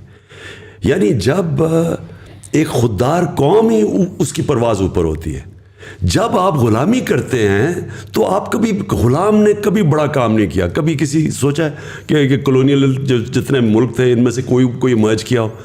جب یہ ایک آزاد قوم کھڑی ہوتی ہے, سو ہمیں مسئلہ یہ ہوا کہ ہم نے آتے ساتھ ہی انڈیا کے خوف سے ہم آ گئے امریکہ کے اس کے اندر سفیر آف انفلوئنس میں, اور سیٹو اور سینٹو کی ہم نے ان سے بغداد پیکٹ کا حصہ بن گئے. جب اسرائیل نے اور برطانیہ نے حملہ کیا مصر کے اوپر, جب ناصر نے سویز کینال کو نیشنلائز کیا, تو آپ سوچیں ہم برطانیہ کے ساتھ کھڑے ہو گئے, ہم وہ مسلمانوں کے ساتھ نہیں کھڑے ہوئے. تو کیونکہ ہم شروع میں ہی ایک ڈپینڈنسی سنڈرم آ گیا. ہندوستان نے آتے ساتھ ہی انڈیپینڈنس میں فارن پالیسی بنا لی. فرق کیا تھا؟ ہندوستان کی جو اس وقت جو ان کے چیف ایگزیکٹو تھے جواہر لال نہرو, انہوں نے پوری سٹرگل کی تھی انڈیپینڈنس کے لیے, آزادی کے لیے, جس طرح قائد اعظم نے کی تھی. اگر قائد اعظم رہ جاتے پاکستان میں تو انہوں نے کبھی ہمیں کسی کے سامنے ہاتھ پھیلانے نہیں دینا تھا, کیونکہ وہ خوددار انسان تھے اور ان کی پالیسی بھی خوددار ہونی تھی. ہمارے میں جو ڈپینڈنسی سنڈرم آ گیا, ہم نے ایڈ کے اوپر ریلائی کیا, ہم نے اپنے پیر پہ نہیں کھڑے ہوئے, اور وہ ذوالفقار علی بھٹو نے تھوڑی سی کوشش کی, اس کو فارغ کر دیا. اس کے خلاف بھی پوری سازش ہوئی, وہاں بھی سازش ہوئی, پھر مداخلت ہوئی, اور اس کو ہم نے فارغ کر دیا. اس کے بعد کبھی بھی پاکستان کی فارن پالیسی آزاد نہیں ہوئی. تو پہلے تو میں یہ کہہ دوں کہ میں ہمیشہ اینٹی پیریلسٹ تھا, کیونکہ میں تو وہ فرسٹ جنریشن پاکستانی تھا جس کو ماں باپ نے بتایا تھا تم ایک آزاد ملک میں پیدا ہوا اور آزادی کو ویلیو کرو. دوسری چیز, آپ نے یہ بات کی کہ جو ایمرجنگ سچویشن ہے دنیا میں, دیکھیں پاکستان کی پوزیشن ایک ہی ہونی چاہیے. ہمیں کبھی کسی بلاک کا حصہ نہیں بننا چاہیے. ہندوستان کسی بلاک کا حصہ نہیں بنا, ان کی خوددار پالیسی رہی, ان کی رسپیکٹ تھی دنیا میں, رہی زیادہ رسپیکٹ ان کی. ہم نے جو آخر میں یہ جو وار آن ٹیرر میں ہم نے آپ کی جو اپنے جو ذلت کمائی ہے, لوگ بھی مروائے, ملک کو بھی نقصان کروایا اور ذلت بھی ملی. پاکستانی کے ہر ایک پاسپورٹ سے پوچھے بیرون پاکستانی علیحدہ لائنوں میں کھڑے کرتے تھے. ہمیں most dangerous country in the world کر دیا. ہمارا قصور یہ تھا کہ ہم حکم ملا اور ہم ان کی جنگ میں شرکت کر گئے. میں چاہتا ہوں کہ پاکستان جس طرح اگر ہندوستان ہمارے ساتھ ہی آزاد ہوا تھا, ان کی انڈیپینڈنٹ فارن پالیسی ہے, وہ روس سے تیل لے رہے ہیں, انڈیا انگلینڈ امریکن ایلائی ہیں, وہ اسٹریٹجک ایلائی ہیں, اس کے باوجود وہ اپنے ملک کے لیے تیل ہے. ہمیں اجازت نہیں دی انہوں نے, اور یہ جو پتلا حکومت آئی ہے انہوں نے وہی کرنا ہے جو ان کو حکم ملنا ہے امپورٹڈ حکومت نے. لہٰذا میری فارن پالیسی بڑی کلیئر تھی, ہمیں سب سے اچھے تعلقات رکھنے چاہیے, اور یہ ہو جانا تھا. میں آپ کو بتاؤں, ایک امریکنوں کو تو عادت ہی نہیں تھی کہ پاکستان اپنی خوددار پالیسی ہوگا. انہوں نے تو جب انہوں نے حکم دیا روس کا دورہ کینسل کرو تو ان کو تو آئیڈیا نہیں تھا کہ پاکستان کینسل نہیں کرے گا. انہوں نے جب بیسز کا انہوں نے جب پروب کر رہے تھے انہوں نے کہا جو حکم کرے. سو ان کو بھی یہ جو نیو نارمل اس کو انہوں نے ایڈجسٹ ہو جانا تھا. انہوں نے یہ پتلے آ گئے ہیں اوپر اور یہ اب وہی کریں گے جو امریکہ کہے گا اپنے انٹرسٹ کے خلاف. خان صاحب جس سے گلوبل پوزیشننگ کی بات کی, پاکستان کا اوبیسلی پرسیپشن اتنا پازیٹیو نہیں ہے جتنا ہونا چاہیے تھا. We are not bad people, it's just we been on the wrong side of history by choice اور ادھر by someone else's choice. بہت سارے ملکوں کی ہم مثالیں دیکھتے ہیں وہ اپنی سافٹ پاور یوز کرتے ہیں, جیسے انڈیا کا بالی ووڈ ہے, وہ ایک کلچرل فینومینا تو ہے. ہم دیکھتے ہیں جسٹن ٹروڈو بھی بھنگڑا کر رہا ہوتا ہے کیونکہ اس کا ایک سافٹ پاور انہوں نے اس پہ ورکنگ کی ہے کافی. 1938 میں تھائی لینڈ کے کنگ نے ان کی اپنی حکومت کا ان کا ایک پروگرام تھا جہاں پہ انہوں نے تھائی شیفس پریپیئر کیے 3 قسم کے, ایک بہت فائن ڈائننگ کے, ایک مڈ ٹیئر اور ایک بالکل اسٹریٹ فوڈ, اور انہوں نے دنیا بھر میں اپنے شیفس پھیلا دیے. آپ کو اگر اسٹریٹ فوڈ کھانا ہے آپ کو نیو یارک میں بھی ملے گا, آپ کو فائن ڈائن کرنا ہے لنڈن میں بھی ملے گا. تو اس سے لوگوں میں پرسیپشن ایک تھرسٹ پیدا ہوئی کہ یار اگر تھائی فوڈ لنڈن میں اتنا اچھا مل رہا ہے آکسفورڈ اسٹریٹ پہ تو تھائی لینڈ میں کتنا اچھا ہوتا ہوگا. اور اس کا رزلٹ آج ہم دیکھتے ہیں کہ Thailand billions of dollars جو ہے خالی ٹورزم کی مد میں کماتا ہے. یہ چیزیں ہمارے یہاں اس طرح کی پالیسیز پہ کام ہوتا ہی نہیں. مینگو ڈپلومیسی ہم اتنی زبردست کر سکتے ہیں پوری دنیا میں, بہت ڈیمانڈ کریٹ کر سکتے ہیں, لیکن انفارچونیٹلی ہم اس طرف سوچتے نہیں ہیں. ایک انٹرنل سافٹ پاور ہوتی ہے, جیسے بنگلہ دیش نے جو ہے سیڈ پلانٹ کی اپنی عوام میں. انہوں نے اپنا سکہ جو جاری کیا جو ان کے کرنسی کا تھا اس میں انہوں نے جو امیجری یوز کی, انہوں نے دکھایا ایک ماں ہے, ایک باپ ہے اور 2 بچے ہیں, اور سکہ ہر غریب آدمی کی جیب میں جاتا ہے. تو ان کا ایک مینٹل میپنگ ہوئی کہ 2 بچے کرنے, تو انہوں نے پاپولیشن مینجمنٹ وہاں سے کرنا شروع کی جس کا رزلٹ آج کافی ہم حد تک دیکھتے ہیں. دوسرا 2000 کی دہائی میں انہوں نے ایک اور سکہ جاری کیا جس میں ایک بچہ اور لڑکی دونوں بیٹھے ہیں اور دونوں کے ہاتھ میں کتاب ہے. سو انہوں نے ایک میسج کنوے کیا کہ دونوں کو پڑھانا ہے, جس کا رزلٹ آج ہم دیکھتے ہیں کہ بنگلہ دیش میں خواتین جو ہیں ان کا رول بہت زیادہ ہے انڈسٹریز میں, اور ابھی شری لنکا کے جو کرائسس ہوئے ساری انڈسٹری موو ہو کے بنگلہ دیش چلے گئی, ہمارے ملک سے بہت گئی ہے. تو خواتین کا رول بھی بہت امپورٹنٹ ہے, اور ہمارے ملک میں 51% خواتین ہیں اور کافی حد تک مارجنلائزڈ ہیں, فریڈم ان کو اتنا نہیں ملتا. ہم ایک بہت بڑا ریسورس ضائع کر رہے ہیں اس طرح سے, چاہے وہ پالیسیز ہوں چاہے وہ ہماری اپنی ذاتی سوچ ہو. تو ان چیزوں پہ ہم کیا کام کر سکتے ہیں جو کہ آنے والے 20-25 سالوں میں ہمیں اس کا فروٹ حاصل ہو؟ دیکھیں پہلے تو یہ جو سافٹ پاور ہے نا, میں اس کا کوئی زیادہ فین نہیں ہوں. یہ سافٹ پاور کی ہم بار بار پہلی دفعہ ہم نے مشرف کے دور میں سنی تھی سافٹ پاور, اور وہ ہوتا یہ تھا کہ باہر سے جب ڈیلیگیشن آتے تھے تو ہم فیشن شوز ان کے سامنے کر دیتے تھے کہ جی یہ ہماری سافٹ پاور ہے. یا پھر وہ ایک دفعہ شوق عزیز گیا کہ جارڈن, تو مجھے کسی دوست کا ٹیلی فون آیا, کہتا پاکستان گیا ہوا ہے جارڈن اور اپنے ساتھ ٹروپ لے کے گیا ماڈلس کی جو کہ وہاں کیٹ واک پہ چڑھے ہوئے, یہ بتانے کے لیے کہ پاکستان سا. اور انلائٹنڈ ماڈریشن یہ بھی ایک مذاق تھا جس کی کسی کو آج تک سمجھ نہیں ہے کہ وہ مطلب کیا اس کا. یہ ہوتی ہے جب آپ احساس کمتری ہو تو آپ لوگوں کو خوش کرنے کے لیے بتاتے ہیں کہ جی ہم بھی آپ ہی کی طرح ہیں, یعنی اگر آپ فیشن شوز کر سکتے ہیں تو ہم بھی کر سکتے ہیں. اس سے کبھی کسی ملک کو عزت نہیں ملی. ہندوستان کو آپ نے پہلے نام لیا, ہندوستان کو عزت اس لیے ملی کہ انہوں نے اپنی عزت کروائی. کبھی مجال ہے ہندوستان میں کھڑے ہو کے یورپین یونین کے امبیسڈرز ہندوستان کو کہیں گے جی آپ یوکرین کے اوپر کنڈیم کریں رشیا کو, کسی کی ضرورت ہے کرنے کی, کیونکہ ان کو ریئیکشن آئے گا ہندوستان سے. ان کے پولیٹیشینز, ان کے لوگ الائنڈ ہیں, وہ اپنی جو ساورنٹی ہے اس کے ساتھ کھڑے ہو جاتے ہیں. ہم نے یہ اپنے یہ آخری 30 سالوں میں خاص طور پہ رمزی وہ جو ایمل کانسی کا, اس کو ہم نے امریکنوں کو پکڑا دیا. اس کے وکیل نے جب جج نے پوچھا کہ یہ تو کوئی قانون کارروائی کے بغیر آپ نے پکڑ کے اس کو لے آئے, کڈنیپ کر کے لے کے آئے ہیں. اس کے وکیل نے جج کو کہا کہ کڈنیپ کر کے لے کے آئے ہیں. تو جج نے پوچھا اس سے, پھر اس نے دونوں وکیلوں سے, اس نے کہا کیوں نہیں انہوں نے کارروائی کی. تو اس وکیل نے وہاں کہا ایمل کانسی کہ پاکستانی اپنی ماں بھی بیچ دے پیسے کے پیچھے. ڈالرز کے پیچھے. سو جب آپ اپنی عزت نہیں کرواتے, یہ نہ ایکسپیکٹ کریں دنیا عزت کرے گی. جب آپ گوانٹانامو میں پکڑ کے پیسے لے کے یہاں سے لوگ پکڑا کے ان کو دے رہے ہیں, اور وہ یہاں آ کے ایف بی آئی پھر رہی ہے, اور سی آئی اے کانٹریکٹرز پکڑ کے لوگ لے کے, کانٹریکٹر پکڑ کے 2 لوگ مار دیتا ہے مزنگ کے اندر, اور ہم سارا ڈر کے پکڑا دیتے ہیں امریکنوں کے ہاتھ, اس کو قانون کارروائی نہیں کرتے, تو دنیا عزت نہیں کرتی. پہلی چیز اپنی عزت کروائیں. آپ نے دنیا سے عزت کروانی ہے, پہلے اپنی عزت خود کریں, اور وہ تو شروع ہوتی ہے ایک انڈیپینڈنٹ خوددار فارن پالیسی سے, اور قوم تب کھڑی ہوتی ہے. دیکھیں آپ نے, اگر ہم کب سے بھیک مانگتے پھر رہے ہیں, کب سے قرضے لیتے پھر رہے ہیں, کب سے ایڈ پر ڈلائی کر رہے ہیں. جب وہ سعودی عربیہ ہمارا جو جاتا ہے پرائم منسٹر, ساری قوم انتظار جی کیا پیسہ لے کے آئے گا. جدھر وہ آیا جی چائنا سے, میں جب بنا مجھے اتنی امبیرسنگ ہوتا تھا کہ ہمارا ملک بینکرپٹ تھا, مجھے پیسے مانگنے پڑتے تھے قرضوں کے پیچھے, یہ Saudi Arabia, U A E, China سے. میں آپ کو یقین دلاؤں کہ 3.5 سال میں جو مجھے سب سے زیادہ شرم آئی وہ تب آئی جب مجھے ان سے پیسے مانگنے پڑتے تھے. کیوں نہیں ہم نے کبھی فیصلہ کیا کہ ہم اپنے, اور میں آپ کو یقین دلاتا ہوں جس وقت ہم قوم بن گئے, یہاں اتنا پیسہ ہے نہ, یہاں پیسے کی کمی ہے, اس ملک کے اندر ریسورسز کی کمی نہیں. ابھی آپ نے ٹورزم کی بات کی, میں آپ کو گارنٹی کرتا ہوں کہ جو پاکستان میں ٹورزم پوٹینشیل ہے شاید ہی دنیا میں کسی ملک میں. ہمارے پاس ریلیجس ٹورزم, ہمارے پاس دنیا میں unique mountain tourism, skiing Pakistan میں یونیک ہے.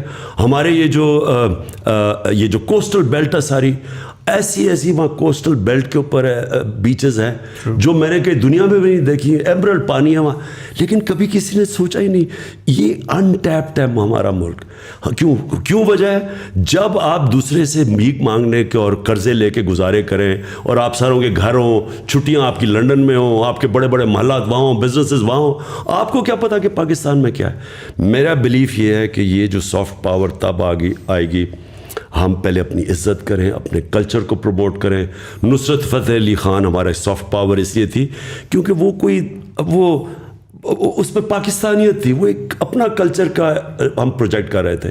ہم کرتے کیا ہے کہ یا فیشن شوز کرو, نہ تیتے رہتے ہیں نہ بٹے رہتے ہیں, اور اس سے رسپیکٹ نہیں ملتی. سب coming back to the local politics, ایک سوال سوشل میڈیا پہ بہت زیادہ پچھلے 2-3 سالوں میں چلتا رہا ہے کہ خان صاحب کا بزدار صاحب کے ساتھ کیا خاص محبت کا رشتہ ہے, کہ بہت دفعہ ہوا کہ وہ جا رہے ہیں آ رہے ہیں, بہت سے لوکل پارٹیز چاہتی تھیں کہ وہ چلے جائیں, اس سے پہلے بہت سے لوگ ان کو جانتے بھی نہیں تھے.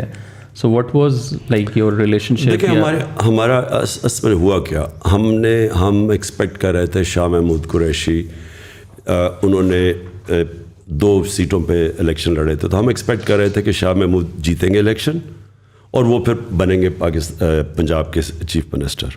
وہ الیکشن ہار گئے. جب وہ الیکشن ہار گئے تو ہمارے پاس اس وقت چوائس یہ تھی کہ ہم علیم خان کو بناتے تھے. علیم خان کے اوپر کرپشن کیس ہو گیا نیب میں, تو ہم نے عثمان کو, میں نے اس لیے چوز کیا, ایک کہ اس کی ٹوٹل لائلٹی تھی. جب میں نے عثمان کو کہنا تھا کہ اگر ہم کسی اور کو ریپلیس کرنا چاہتے تو وہ تیار تھے, ان کا کوئی پرابلم نہیں تھا. اور جب میں نے انہیں کہا تو انہوں نے آرام سے اپنا استعفیٰ دے دیا, یعنی کہ ان کو کوئی پرابلم نہیں ہوا. دوسری وجہ جس کو میں نے اور کسی کو نہیں چوز کیا, عثمان کو. عثمان سب سے غریب جو علاقہ ہے پنجاب کا, ڈی جی خان کے ٹرائبل ایریا سے تھے. نہ وہاں پانی ہے, نہ وہاں بجلی ہے, نہ وہاں ہاسپٹلز ہیں. ان کی مجھے جو سب سے چیز یہ تھی کہ ان کو پتہ تھا کہ عام آدمی مشکلوں میں گزارا کیسے کرتا ہے.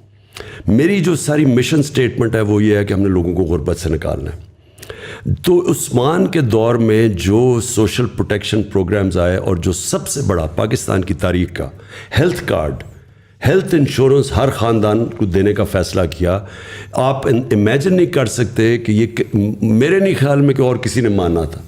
عثمان کو امیجیٹلی سمجھ آ گئی کہ غریب آدمی اگر اس کے ایک خاندان کے پاس ہیلتھ انشورنس ہو اور کسی بھی ہاسپٹل میں اپنا علاج کروا سکتا ہے. یہ یاد رکھیں کہ ہیلتھ انشورنس میں پرائیویٹ ہاسپٹلز میں جدھر کوئی غریب آدمی سوچ بھی سکتا ہے گھسنے کا, آج وہ جا کے اپنا علاج کروا سکتا ہے. ڈاکٹرز ہاسپٹل میں نے 2 تو جانتا ہوں جنہوں نے جا کے ہارٹ کے آپریشن کروائے ہیں, جو بیچارہ غریب آدمی گھس بھی نہیں سکتا, ایک ڈرائیور نے جا کے کروایا.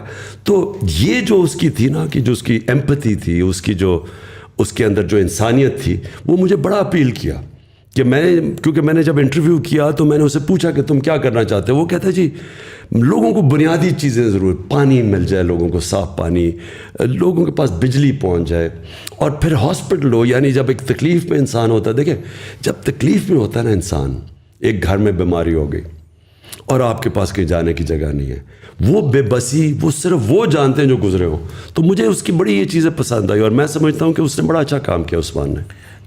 سر یوتھ کے بارے میں ایک سوال کرنا چاہوں گا. پرٹیکولرلی ریسنٹلی ایک اسٹیٹمنٹ آئی تھی جس میں وہ تھا کہ یوتھ از ایل انفارمڈ. پھر ساتھ کل مالک صاحب ایک اینکر انہوں نے بھی یہ بات بولی کہ یوتھ جو ہے وہ شاید انفارمڈ ہے لیکن پولیٹیکلی وہ انٹلیکچوئل ڈیپتھ نہیں ہے. آئی فیل لائک کہ بڑا 60% of the population is youth right now. Pakistan میں میں دیکھ رہا تھا کہ اگر میں 18 سے 30 کی عمر نکالوں تو جو آپ کا ووٹ بینک ہے اس میں 44% ووٹ جو ہے وہ اس پاپولیشن کا. اسینشلی اگلی الیکشن یہ ڈیفائن کر سکتے ہیں کون جیتے گا کون نہیں جیتے گا. تو یہ جو اسٹیٹمنٹ ہے یہ آلموسٹ ایسے لگتا ہے کہ ایک نیریٹو بلڈ کیا جا رہا ہے, اور یہ بڑا ڈیمیجنگ ہے نوجوانوں کے لیے کہ یار ہم مطلب ہماری کیپیبلٹی کوئی نہیں ہے, ہم جو کر رہے ہیں جو سوچ رہے ہیں وہ ارریلیونٹ ہے. اور اسی کے ساتھ ساتھ تو پوچھنا میں یہ چاہوں گا, پر پہلے تو یہ کہ how do you see the youth, and دوسرا آپ کی کرنٹ گورنمنٹ میں بھی ہم نے دیکھا کہ youth even though you came in from the view of the youth, وہ ریپرزنٹیشن نہیں ملی, وہ یوتھ کو وہ اپرچونٹی نہیں ملی جو کہ ہم چاہتے تھے کہ یار شاید ہمیں ہماری بات سنی جائے گی. شاید ایک تو ایم این ایز میں زیادہ اماؤنٹ یوتھ کی ہوگی, بٹ چلیں ایم این ایز نہ بھی ہوں, اس کے بعد پھر آ کے یوتھ کو اٹھایا جائے گا اور ان سے پوچھا جائے گا کیا صحیح کیا غلط کیا کرنا چاہیے. لیکن ہم جاتے بھی تھے تو ہمیں جو ہے نا وہ بچے کہہ کے سائڈ پہ کر دیا جاتا تھا کہ یار یہ تو بچے, ان کو کیا پتا, 10 سال کی ایکسپیرینس 15 سال کی ڈگری. دنیا بڑی بدل چکی ہے اب, آج کل نئے نوجوان جو ہیں وہ بڑے انوویٹیو ہیں, وہ ڈسرپٹیو ہیں. ہم کہتے ہیں ہم نے ڈسرپشن کرنی ہے, لیکن اگر ہم یوتھ کا ویٹ کرتے رہیں گے کہ وہ جب 50 کے ہوں گے تبھی ڈسرپٹیو ہوں گے تو وہ تو دے لوز دے رہے ہیں. دیکھیں دو مختلف چیزیں. آپ نے یہ کہا کہ کسی نے یہ کہا کہ جو یوتھ کو سمجھ نہیں ہے یا یوتھ بڑی ایل انفارمڈ ہے, یہ بڑی ایک کانڈسینڈنگ ایک بڑا ایک غلط ویو ہے. یوتھ کے اندر جو چیز ہوتی ہے وہ پیشن ہوتا ہے, جنون ہوتا ہے. جیسے جیسے آپ کی عمر ہوتی جاتی ہے تو آپ زیادہ ریئلزم پہ آ جاتے ہیں کہ جی یہ تو زمینی حقائق پہ آ جاتے ہیں, اور آپ میں وہ جو جنون اور جو خواب دیکھنا وہ ختم ہونا شروع ہو جاتا ہے. زندگی میں جب مار کھا کے انسان اس طرف پہنچ جاتا ہے. میں ہمیشہ سمجھتا ہوں کہ اصل میں انسان بوڑھا تب ہوتا ہے جب اس میں جنون ختم ہو جاتا ہے, جب اس کو خواب دیکھنا ختم ہو جاتا ہے. لیکن یوتھ کی یہ پاور ہوتی ہے کہ وہ بلیک اینڈ وائٹ میں دیکھتا ہے, اچھے برے میں دیکھتا ہے. اور یوتھ عموماً ریولوشنز جو آئی ہیں وہ ہمیشہ یوتھ لیڈ ہوتی ہیں. کبھی میری طرح کے بوڑھے ریولوشن نہیں لیڈ کرتے, یوتھ آتی ہے سامنے, اور یوتھ ان کے اور فور فرنٹ پہ ہوتی ہے ریولوشن کے, کیونکہ وہ ان میں پیشن, وہ ایک یوٹوپیا دیکھ رہے ہوتے ہیں, خواب دیکھ رہے ہوتے ہیں. یہ ان انفارم نہیں ہوتے, یہ آئیڈیلزم ہوتی ہے, اور یہ بہت ضروری ہوتی ہے ملک میں چینج لانے کی. اگر آپ نے یہ پرانے سسٹم جو کہ پٹا ہوا سسٹم جس نے ملک کو یہاں مقروض کر کے, اور یہ جو کہتا ہے نا لائف سپورٹ مشین پہ رکھا ہوا ہے, اور یہ کہتا ہے بیگرز آر ناٹ چوزرز, تو یہ کس نے کیا تھا؟ یہی لوگ ہیں 30 سال سے جو باریاں لے رہے ہیں, انہوں نے تو یہاں تک پہنچایا ہے. تو ان کو جب ہٹائے گا تو وہ ایک یوتھ کا جنون ہٹائے گا, جو میرا ایمان ہے کہ یہ بالکل وائپ آؤٹ ہو جائیں گے اس آنے والی الیکشن میں. یہ جو پرانے لوگ ہیں اور ان کو یوتھ ان کو ہٹائے گا. اور یہ ہمیں اللہ کا شکر ادا کرنا چاہیے کہ ہمارا ایک ینگ پاپولیشن ہے جس میں یہ ایک جنون ہے اور چینج کا. جہاں تک آپ بات کریں کیا آپ کو منسٹر بنا دینے چاہیے یوتھ کے, کیونکہ وہ ایک آپ کی یوتھ کی پارٹی ہے, آپ کو منسٹر وہ آدمی بنانا چاہیے جس کی سب سے زیادہ کیپیبلٹی ہو وہ منسٹری چلانے کے لیے, کیونکہ ایونچولی آپ نے گورننس دینی ہے. گورننس تب دیں گے جب کیپیبل لوگ آپ کے اوپر بیٹھے ہوئے ہو. وہ اگر یوتھ ہے, اب مراد سعید ہے, اس کو ہم نے 2 منسٹریاں دی ہوئی تھیں اور اس نے بڑا زبردست کام کیا, لیکن اگر ہمیں اور کوئی مل جاتا تو اس کو بھی ہم اوپر لے آتے. تو وہ ڈپینڈ وہ منسٹر آپ کا میرٹ پہ آنا چاہیے, چاہے وہ ینگ ہو چاہے اولڈ ہو. ہاں صاحب, یوتھ کی بات کی, ابھی آپ کے انٹرویو کے بعد میں کراچی میں ایک 15 سال کے بچے سے میرا انٹرویو ہے جس نے بلاک چین اور NFT نان فنجیبل ٹوکنس کی ٹیکنالوجی کی مد میں 1 کروڑ روپے کمایا ہے, مگر وہ 15 سال کا بچہ بینک اکاؤنٹ نہیں کھول سکتا ہے اس ملک میں. تو پوائنٹ از یہاں پہ 15 سال کے بچوں کا یہ پوٹینشیل ہے, مگر ان کی قسمت کا پین جس کے ہاتھ میں, وہ صاحب جو ہے ٹائپ رائٹر پہ ٹرین ہوئے تھے, which is fine, not being adjusted, this is how the world works. مگر میرا جو ابھی تک کا تھیسس ہے وہ یہ ہے کہ جو ایک تھاٹ بیٹھی ہوئی نا ٹیبل کے اس پار, وہ اپنی ایگو میں پھنس گئی ہے کہ یہ 15 سال کا بچہ ہمیں کیا بتائے گا. اور یہ ایٹیٹیوڈ جو ہے نا یوتھ کو ڈرائیو کر رہا ہے. انہوں نے دبا کے ڈاؤن لوڈ کیے ہوئے فارم کینیڈا کے امیگریشن کے, اور وہ آپ سے اگلا سوال بھی میرا یہ تھا کہ بچے پوچھ رہے ہیں بھر لیں یا رک جائیں ابھی تھوڑا سا. تو اس کو پھر ہم کیسے ٹیکل کریں؟ یہ برین ڈرین جو اتنا ہونے جا رہا ہے. اور آپ ماشاء اللہ آپ نے اتنا ٹریول کیا, آپ نے دنیا بھر فنڈ ریزنگ کی ہے. میری آپ کے مقابلے میں بہت لمیٹڈ ٹریولنگ ہے, لیکن میں جتنے پاکستانیوں سے ملا ہوں they are doing phenomenal work. ایک بچہ, میری ایک ویڈیو میں نے کوئی بنائی تھی کہ کچھ جرمنی میں کچھ اسٹوڈنٹس ملے تھے, انہوں نے سمجھایا تھا کس طرح آپ ویزا لے کے آ سکتے ہو. کوئٹہ کے آؤٹسکرٹس میں ایک بندے نے, وہ کوئٹہ ماموں کے گھر آیا, نیٹ سے وہ ویڈیو دیکھی, 2 سال بعد وہ وہاں پہنچا. اب وہ روجر فیڈرر کا وہ جو ہے اس کا اسپورٹس فزیشین ہے, اسپورٹس فزیشین, اس کی رینج آف موشن چیک کر رہا ہے. فٹ بالر بائرن میونخ کے جو فٹ بالر ہیں وہ اس میں آ رہے ہیں. مطلب کیا وہ کہہ رہے ہیں میرے پاس یہاں پہ کچھ بھی نہیں تھا. He wants to come back and give back to the country, لیکن وہ کہاں جائے؟ تو اس طرح کا ہم بہترین جو ٹیلنٹ ہے وہ تیزی سے جا رہا ہے, اور فگرز آپ کے سامنے بھی ہوں گے کتنے اوورسیز پاکستانی بڑھتے جا رہے ہیں. مجھے تو لگتا ہے کہ ہماری پالیسی ہے کہ سب کو اوورسیز بھیج دو تاکہ پھر ریمیٹنس ہے اور ہمارا ملک چلے. دیکھیں 2 چیزیں, ایک کہ اوورسیز پاکستانیز کے اندر ہمارا سب سے اچھا ٹیلنٹ چلا گیا ہے, کوئی شک نہیں, کیونکہ میں سب سے زیادہ میرا اوورسیز پاکستانی سے انٹریکشن ہے, اور اس میں کوئی شک نہیں کہ کیونکہ ہمارا جو سسٹم ہے وہ اینٹی میرٹوکریسی ہے, روکتی ہے میرٹ کو. اور اکراس دا بورڈ میں آپ کو میں تو اسپورٹس کی بھی بات کر رہا ہوں کہ اسپورٹس کے اندر جو سارا سیٹ اپ بنا ہوا ہے وہ ہے ہی میرٹ کے اگینسٹ. اس کے اندر یعنی ڈسپائٹ دا سسٹم تو شاید کوئی اوپر آ جائے, وہ سسٹم اوپر نہیں لے کے آتا. اور وہ ہر فیلڈ میں ہے. میں نے جو گورنمنٹ کے اندر بھی دیکھی, ہماری بیوروکریسی کے اندر جو سسٹمز بن چکے ہیں وہ اندر آنے نہیں دیتے لوگوں کو. ہم نے کوشش کی 2-3 دفعہ باہر سے پاکستانیوں کو ہم نے بڑے وہ انتھوزیاسٹکلی آئے, لیکن وہ سسٹم ان کو فنکشن نہیں کرنے دے رہا تھا. میں نے دیکھا کہ وہ ہر جگہ ان کو ڈسٹرپٹ کرتا تھا. سو جو جنگ ہے نا جی, میں آپ پھر سے واپس آتا ہوں, وہ ہے رول آف لا کی. رول آف لا جو ہے نا وہ کرٹیکل ہے ایک معاشرے کی سکسیس میں. رول آف لا کا دوسرا حصہ میرٹ ہے. ایک رول آف لا کا حصہ ہے کہ سب قانون کے نیچے آ جائیں, دوسرا اس کا ہے میرٹوکریسی. جب رول آف لا ہوتا ہے تو میرٹ آ جاتی ہے. اور جدھر آپ نے اوورسیز پاکستانیز کی بات کی, بالکل کوئی شک نہیں کہ وہ یہاں کیونکہ سسٹم ان کو روکتا ہے وہ باہر چلے جاتے ہیں, اور باہر کیونکہ ان میں پیشن ہوتا ہے, ان کے اندر صلاحیت ہوتی ہے, وہ جب سسٹم لیول پلینگ فیلڈ دیتا ہے وہ اوپر آ جاتے ہیں اور آؤٹ اسٹینڈنگ پاکستانی باہر بیٹھے. لیکن ایک چیز یاد رکھیں, جتنا بھی کامیاب ہو جائے باہر پاکستانی, آخر میں وہ وہاں کا کبھی بھی اس کو وہ عزت یا اس کا مقام نہیں ہو سکتا جو اپنے ملک میں ہوتا ہے. میں 20-30 سال باہر اپنی زندگی کرکٹ بھی کھیلتا تھا, جانتا تھا, لیکن میں نے کبھی یہ نہیں فیل کیا, حالانکہ مجھے انہوں نے بڑا اس سوسائٹی کا حصہ بھی تھا میں, اور بڑا ویلکم بھی کیا, اور بڑے کم برٹش سوسائٹی کے اندر لوگوں کو اس طرح ایکسیپٹ کرتے ہیں, لیکن میں نے کبھی اس کو اپنا گھر نہیں سمجھا. کیونکہ میں پاکستانی تھا, جو مرضی میں کر لوں, میں انگریز تو بن نہیں سکتا. آپ اگر گدھے کے اوپر لکیریں ڈال دیں تو وہ زیبرا نہیں بن جاتا, وہ گدھا ہی رہتا ہے. تو اس لیے جو جتنے بھی ہمارے باہر پاکستانی ہیں ان کی خواہش یہ ہے کہ ایک ہمارا ملک ایسا بنے جدھر میرٹوکریسی رول آف لا آ جائے, جس کے لیے اسٹرگل کرنی. اوور نائٹ نہیں ہو سکتا. یہ کوئی بھی معاشرہ ایک بٹن دبا کے چینج نہیں ہوتا. ایک معاشرہ اسٹرگل کرتا ہے اپنے آپ کو چینج کرنے کے لیے, کیونکہ اسٹیٹس کو بیٹھا ہوتا ہے, مافیاز بیٹھے ہوتے ہیں جو روکتے ہیں, جو ایک کرپٹ سسٹم سے فائدہ اٹھا رہے ہیں. تو ایک معاشرہ اسٹرگل کرتا ہے, جدوجہد کرتا ہے, جہاد کرتا ہے. لیکن جب پاکستان جیسے جیسے یہ چینج آئے گا, بہت بڑا ٹیلنٹ پاکستانی واپس آئے گا. Right, we're at the 1 hour 30 minute mark almost, or we're going to wrap this up as well. میں چاہوں گا کہ طرح جو ہے وہ last question پوچھ لیں. پچھلے 3 سال کا کوئی ریگریٹ ہے آپ کا؟